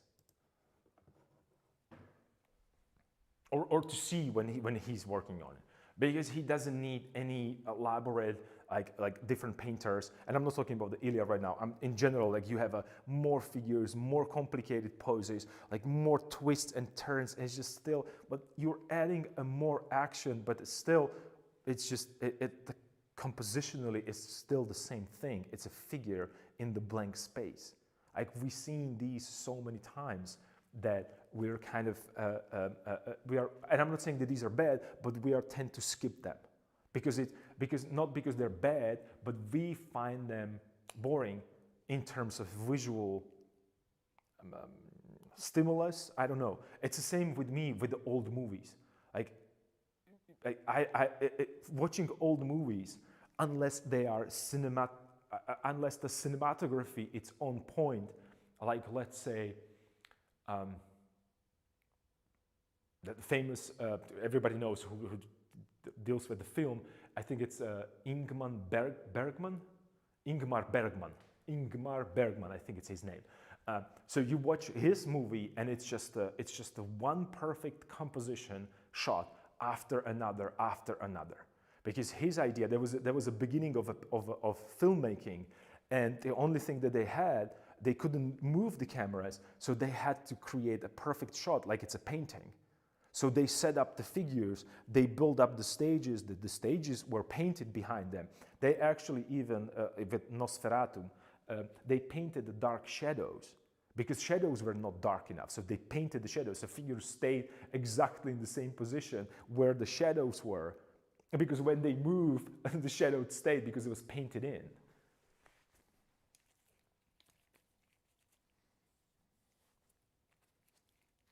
Simple, efficient, concise. Yeah, all of them, all of them.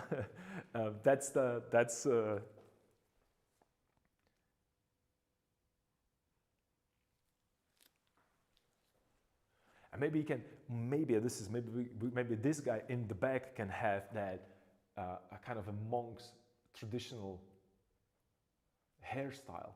So we have a mullet guy. Let's give this guy the classical hairdo of a monk's, maybe. Right, so he has like the little hair in the front, and then the top of the head, it's completely like shaved. And if you really zoom in, you will kind of see it there. That little piece of hair.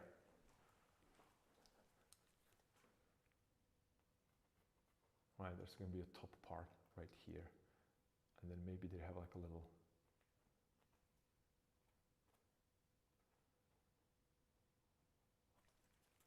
Right, and there's the figure there.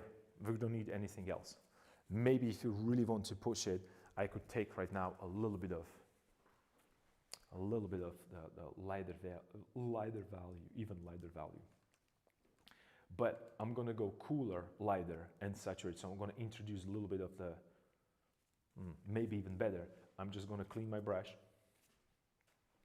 So I have a warm red, then I have a lighter warm yellow, and right now I'm going to, with a cool red, I'm going to create light cool red with just white and blue, white and red.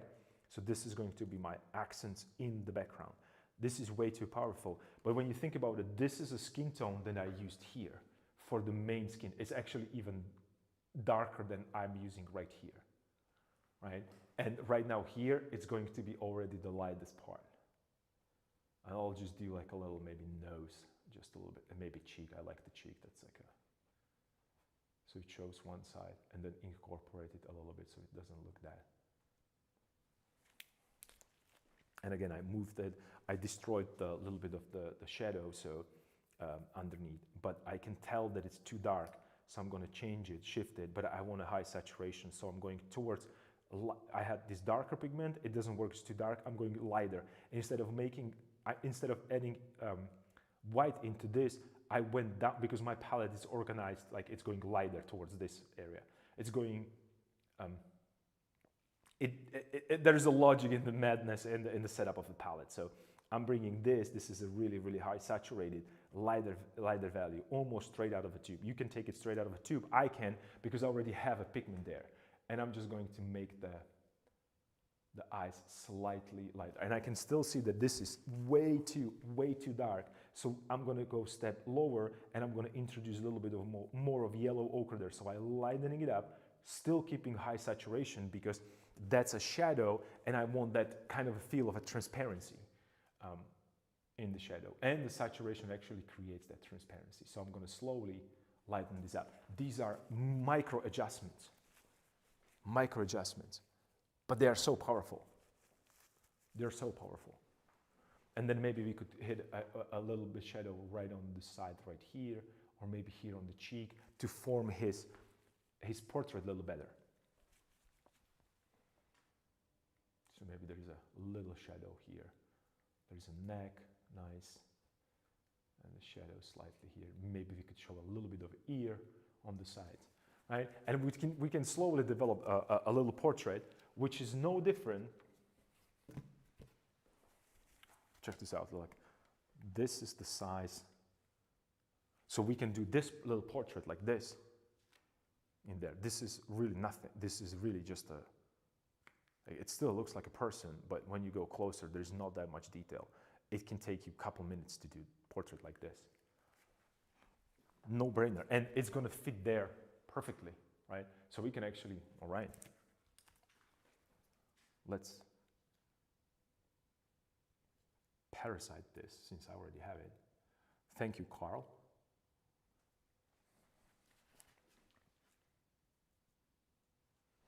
He has this little warmer this side, so let's go with his idea.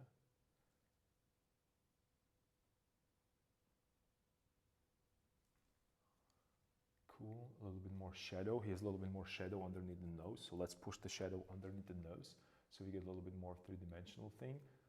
And I'm just, doing shadows and then maybe a little bit of shadow for the upper lip, just a touch. It's all the soft ones. And because there's not that much, there's not that much information there, it's slowly starting to become a portrait. You love that idea? That's why I'm awesome. Dude, you have to use everything that is there. I don't have the figures. I have to rely on the stuff that I already did because it's actually speaking about that, the hoodie. The hoodie is actually taken from this portrait right here that I was working on, right? That idea. So there. I mean, I'm pretty sure that you can steal from yourself. That's okay. Shouldn't steal from others, but you can steal from yourself. And then again, we can let's reinforce that lighter areas, maybe just give a little more character on the side. maybe on the nose, a less light, a little bit more of the, right? And it's slowly, how much time do we spend with this to getting the portrait done? A couple minutes, maybe, right? And this is not even, and I don't have a problem to just right now to cover it completely with a background pigment because I don't like how it looks. No problem whatsoever. I am not attached to any of these yet, right? Maybe I can introduce a little bit more of that different, oh yeah. Oh yeah. This is a little cooler red, slightly cooler red. So let me just push it here and let's just maybe give him a little cheeks, little warm cheeks. And then the bottom lip, perhaps, right? And he right now, for a second, he looks like a clown. That's okay, no problem whatsoever. And you can do whatever you want with this. Maybe I should push a little bit more of that forehead because right now forehead is too dark, and it's just getting a little too much of darkness, and I don't like the shape, right? So maybe we can change the shape of the head to make it a little bit more squarish, or maybe more roundish. It depends what you want to work. How do you want your character to look, right? Maybe he's, you know, like a little thicker, a little heavier, a little bigger. There's no, you know, this is just a quick character design kind of idea. Make the eyes a little better, maybe even just put them together, make them slightly bigger. The eye sockets, I mean, I'm sorry, not eyes. Right, and right now he looks like he has a glasses, and you just can go into whatever shape you want. Maybe this is just too much, the light dot right here, because it's breaking the kind of illusion of three-dimensional, right? Maybe something like this. And then maybe I decided that, you know what, I still want that, more of that kind of the hoodie there. And not the hoodie, the cap with these flaps on the side, which I like very, very much. It's a nice kind of shape. So I'm going to get rid of this, and I'm just going to give him a little bit of a cap, or hat rather, with these, like long kind of a, so there, maybe he has I don't know, maybe those are long hair, I have no idea. It's just so much you can do very quickly, and just, you know, explore and ask yourself, I kind of like this a little bit more. So maybe we could just go into a route of giving him a nice kind of a, and right now what I'm doing, I'm not painting more, I'm trying to adjust the shape. So I like it, so to the point that I really, really enjoy to look at that.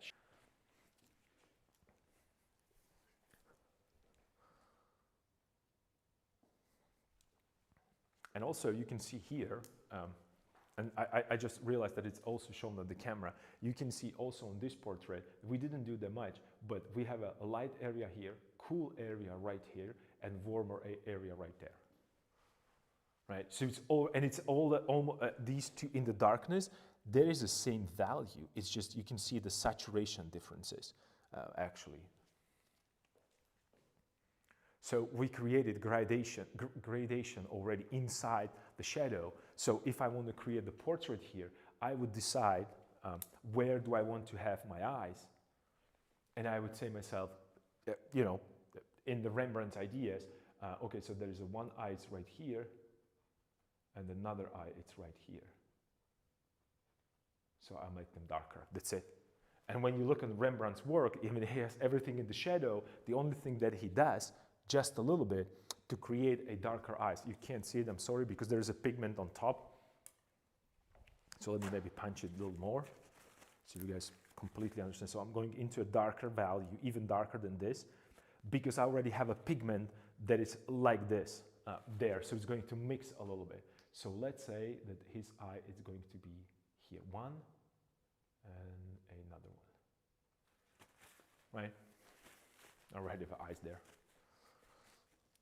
You can't see it, I can. I'm sorry that you can't. Because these shifts in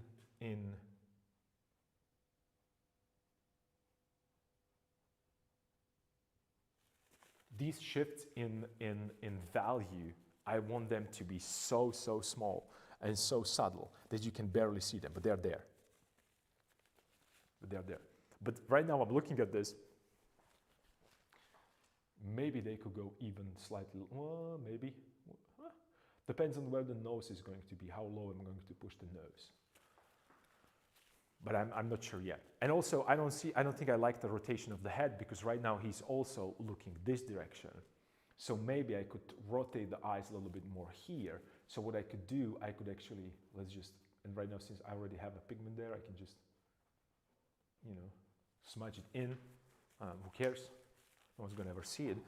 What I could do is I could actually move his head more towards me, and one eye is going to be slightly behind, and another eye is going to be in the middle, and I'll push the nose right here. So he's gonna look like he's in this direction, but his head moved towards us, like he's looking towards us. And I can start working on these rotation within existing shape that I already designed.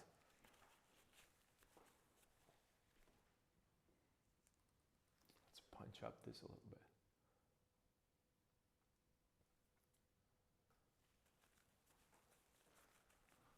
Yeah, you could look like this. He right now looks a little angry.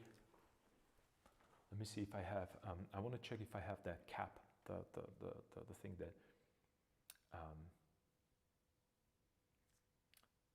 that, he could be wearing. Some kind of a representation. Okay, I found something. Okay, all right, so, okay, all right, that could work. So let me hit it with this.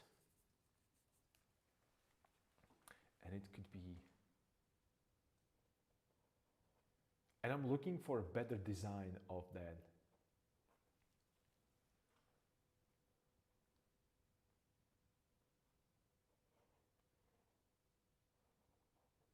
Ooh, and there's a kind of cool thing, because it's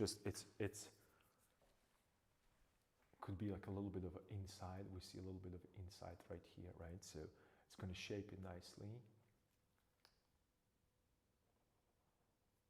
And then we can push it here, right? So we're starting to show a little bit of the second dimension there. Well, when I say second dimension, I mean, because it was a flat shape, right now I'm trying to divide that flat shape into dark and light, and then I can introduce some either halftone or light value. Could actually nicely kind of shape his head here, and also it would shape the corner without destroying this, and then a little bit more on the other side. Same thing, and then it actually can kind of merge into a shadow underneath the eye socket, right? So he's getting a little more and more into where I want to have that, and it's slowly starting to look more like a face.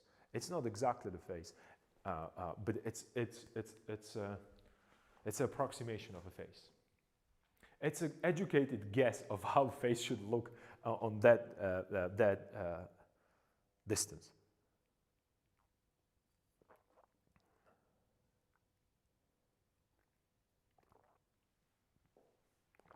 Well, my tea is cold again. I'm talking too much. People should stop me.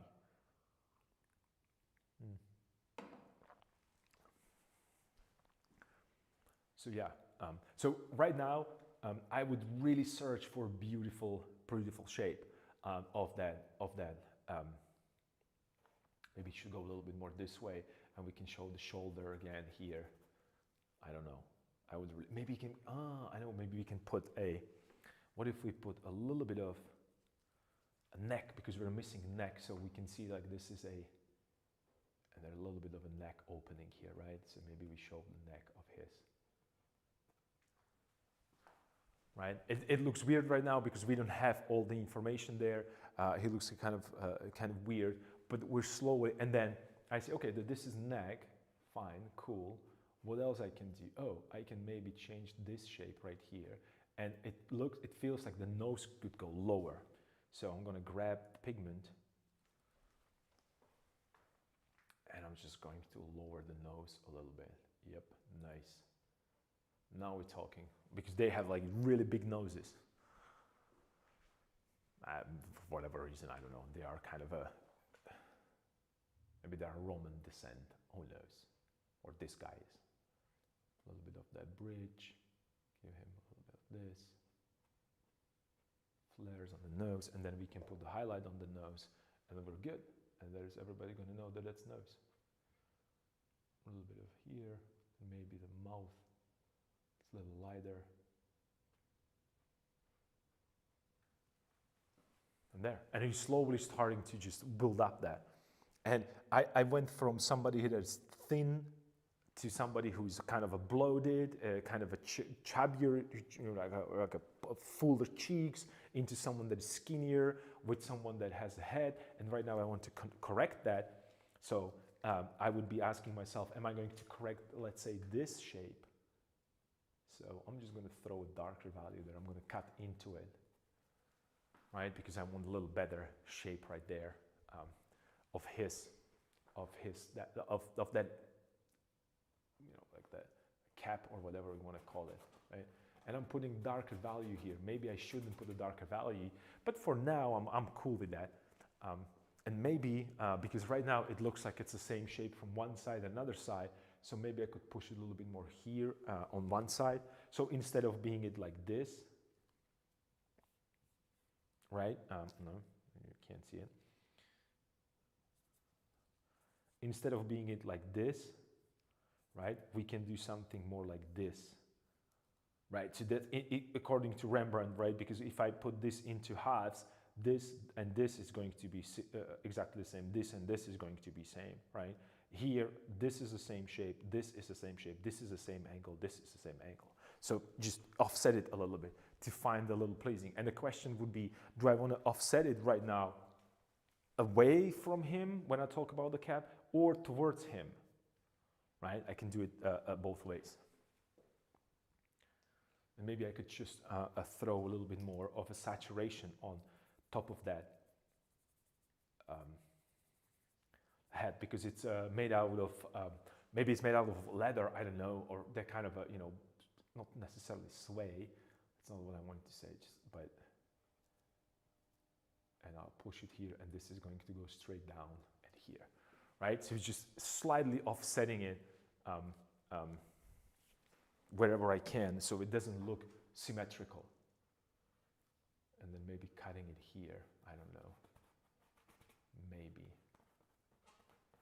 softening this a little bit, because there doesn't need to be that much information there for now, right? And you can right now tell that you are more kind of interested in what's behind him rather than a face of that person.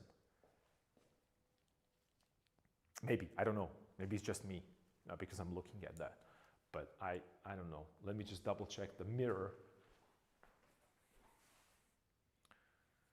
You know what, it's not bad, it's not bad. The only thing that bothers me right now, because I'm looking on this separate painting, and that's that I have 1, 2, 3, 4 figures.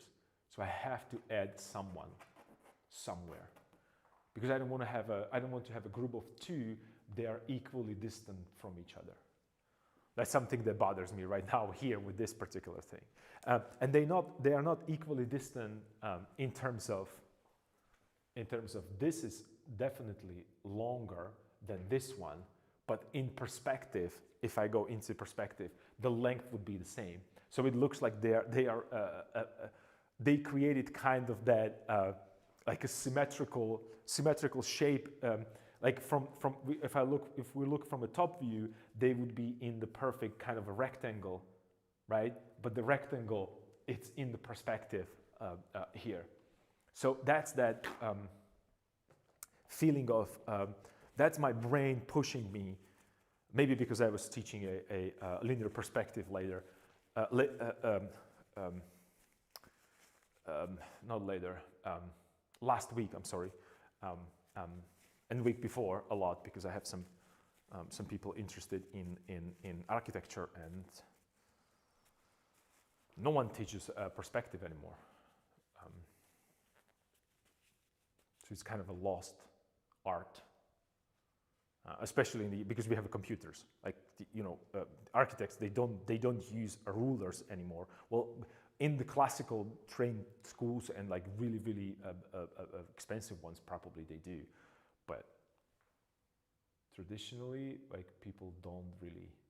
And you don't need to count. You don't need to do anything. You can say like, I have a cube, like, I don't know, 5 meters away, and it will generate the software. But it's way more difficult to actually count it, and not way more difficult. You have to have a spatial awareness. And then maybe I could just put like a little lighter value here. Check this out. The blue one, the background. The same thing that, and this is for you, DM, when I'm talking about the creating trees, right? So I'm thinking about him as a tree, and I'll put a little like this right here. Who knows what it is, but it kind of created a little bit more of an interest. You can't see it, it's very small, I'm sorry.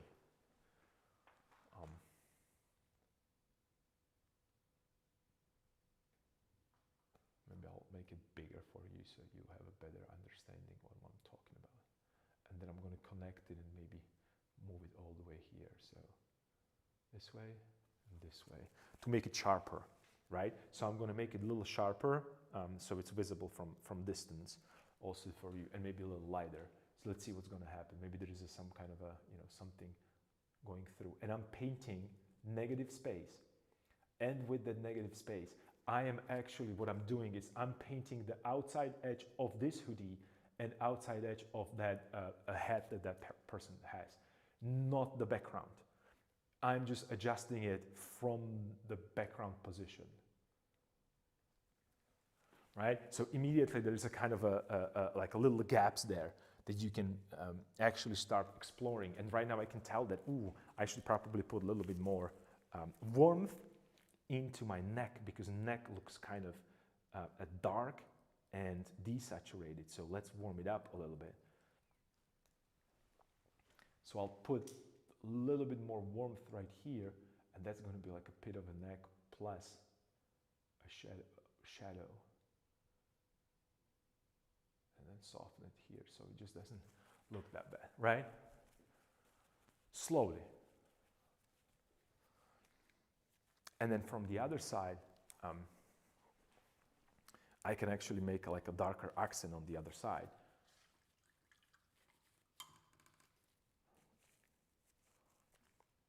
And that would be the inner side of that head that is kind of in the shadow. So I could, from the other side, I could separate it with dark value right here, and maybe it just goes here a little bit as it's kind of frame the head from the other side. Right? So many options that I can do.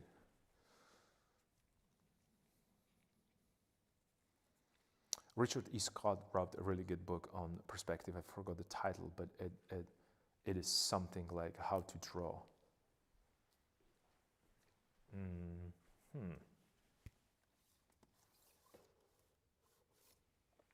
I use this book as a start for perspective.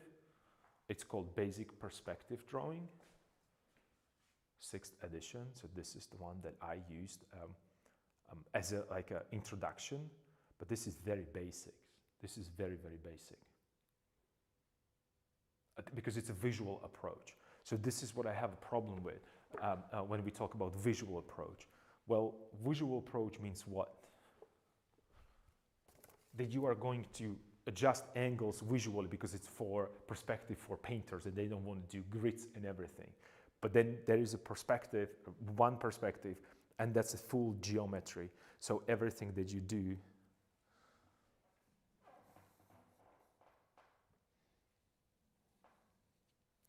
But you were right.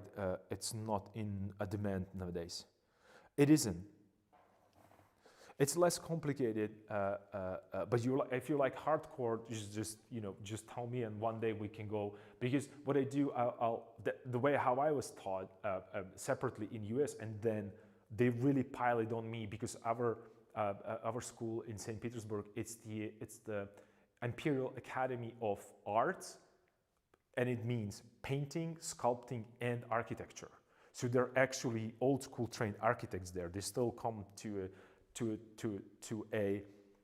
together with us. So we have the perspective class together, sculptors, painters, and architects together. So there is no, like, we have a artistic, I don't know, like, because we have an artistic anatomy, right? So I don't need to know about like stomachs and internal organ, or the receptors in the brain or neurons, but I have to know how certain muscles works. So in perspective, we have a perspective for artists, but I don't know. It's just it's a little too random based than a skill based, and then you have a problem to describe certain things like inclined planes, and then maybe like if you want to make sure that you have, and I'm talking about the architects, like if you want to create like evenly spaced telephone poles or whatever, not only because you evenly space them, but because you have by law of a particular city that they have to be spaced every 5 meters. So please tell me and show me divisions 5 meters in inclined plane in 2-point perspective. That's crazy. With the building that has a height of, I don't know, 5 meters, and the sidewalk, it's wide 2 meters. Right? So it's just and this is your like this would be your assignment. My assignment, I remember, was 2-point perspective. No, 3-point perspective of a one of those arches, like either the one that's in France or one that's in whatever Italy, like the arches that they were building as a commemorate some victory or some event, in 3-point perspective with the scale. That means that he asked me, like, how long is this? How wide is how far apart the columns are, right? Or something like that. And the arc has to be in perspective, in 3-point perspective, done by hand. So you have to find all the points and then slowly trace it. It's really tedious. You use these French, I don't know if you ever use them. It's called French rulers. I think that's how it's called. Just to prove you that I'm not, that I was, because I have it right here on the table. So I have rulers, and I use these. And this is only for designers and architects. You've probably never seen this. So these are for curves, for different curves. So you can find like this is one curve, this is a longer curve, then you have inside curves, and and there is a different, you can, like if you are in the store and you see these, you probably have no idea what are they used for, but these are specifically used for curves. Like there is a set, and you can draw basically any curve with this.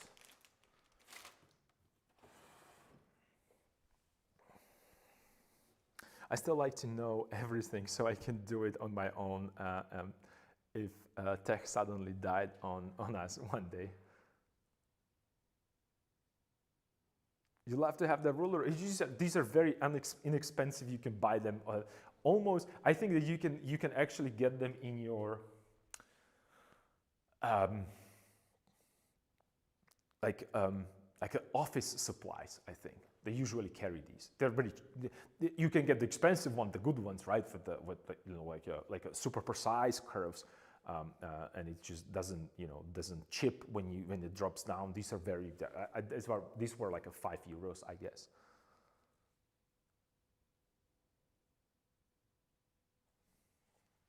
So for perspective, for instance, their unnecessary tools are these curves. If you do, arches and stuff like that, or any curved surfaces.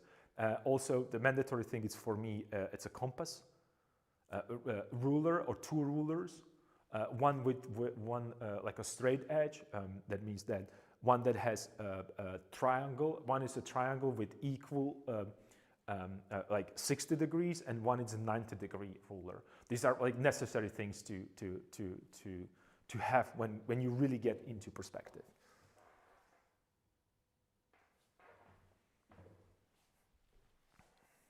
Yeah, of course, no worries. Yeah, I mean, you don't, unless you're really into perspective or in architecture, you probably won't ever find them anymore, because we have, either Illustrator, if you work with the Photoshop, or other equivalent of a vector-based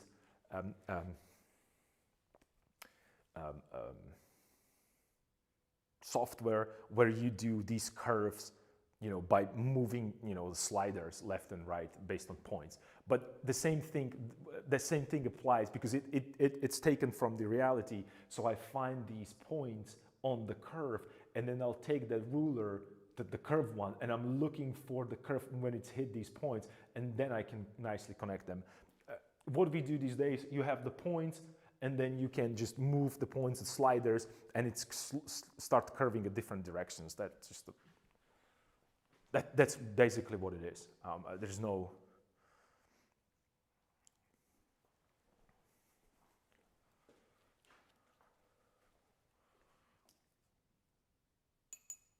The problem is that when you do this on a computer, you have a hard time to apply it to actual painting. So that's why knowing it a traditional way, it's important when you work with traditional mediums.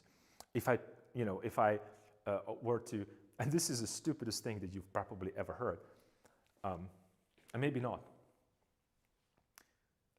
I was so bad with Photoshop or with any like a digital medium that actually because it's too late, I have to go again. Anyway, it's almost, yeah, it's 4:18. Okay, so it's going to be a closing remarks on the topic of perspective. When I first started to work digitally with the perspective, not with the perspective, but the first straight line that I created in Photoshop was I actually had just a regular drawing tool, like a regular brush, just a standard one, not like a hard, not the soft one, the hard one, the first one. And I actually put the ruler on my tablet. And that's what I did. And that was my first straight line. And then I did like a perspective lines. I was doing them with the ruler on the tablet, or the drawing tablet rather. It's pretty funny. It's just, I mean, I don't think that's the right way to do it, but that just shows you how and it's 20 years ago in the school. It was pretty fun. People are like, and I remember it was like a digital painting class, and and they're just like, dude, what is this? But then actually, I think that some of the guild people, they said that it's not that uncommon that people that are trained classically, they just have to use these tools because they did not it didn't click in their head yet that there is in the software you probably have a panel with tools, and there is lines, so from point A to point B, right? And I was but because on the ruler I also have the length, so I can tell, I need a 10 centimeters long thing, so I just I took a measurement of 10 centimeters on with the ruler on the drawing tablet. It's pretty funny, but that's what it is. All right, I think I'm going to stop right here, right now, because I have to go. I'm softening this a little bit. I'm going there with the fingers because I don't want these brush marks there because they're too destructive. So I'm trying to just soften them away. So it's kind of like a little softer transitions there. Cool day today. We did actually quite a lot. Thanks for this. Catch you next time. Yeah, sure. Token Princess. I'm happy to be here.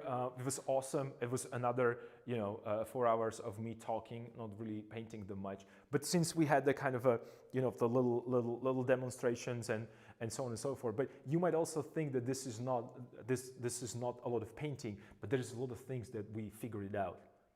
Painting, as knowing where the hoodie is going to be, we're just going to start placing values and copy them. That's okay. But knowing where it's supposed to be, that's the hard part. So, thank you for joining me. Thank you for that affiliate thing that we achieved together. It's awesome. I'm excited. Let me really dig into it and read some stuff about it. And yeah, let's hope that tomorrow I'll be ready again at 12. Today I was exactly on time. I came 5 minutes before noon for a stream. Excited because I was running back and forth between banks because the traveling situation. So let's hope that tomorrow I can again work at 12. Start working at 12. And I would like to enjoy with you also that bad painting Friday and do some a little bit of portrait, a little bit of experimentation, maybe something a little bit more exciting, and also close-ups, because then you're going to see directly where I place the brush strokes and how I deal with certain things. That might be if you're learning and you're studying and you are confused with certain things, we can address all the issues there as well. And then maybe Saturday. If I'm here, we could do actually a digital thing. So you could actually see precisely what I'm talking about digitally. I'll just open the software and we can do some digital painting as well there. Just to prove you, not prove you, I don't need to prove anything, just show you that the moment that you understand how oil paint works, you can do anything else, because it's actually all the software, everything that is there, it's based on that idea of oil painting, or not even oil painting, the illusion of a three-dimensional surface. It doesn't matter if you use oil paint or digital paint or watercolors or acrylics or gouache or pen and ink or pencil or charcoal. It doesn't really matter. The illusion of three-dimensional surface on two-dimensional the feeling of three-dimensional object on two-dimensional surface, it's the same thing. The same illusion, it's applied, same ideas. So yeah, it was awesome. See you tomorrow, and stay cool. Bye. Take care.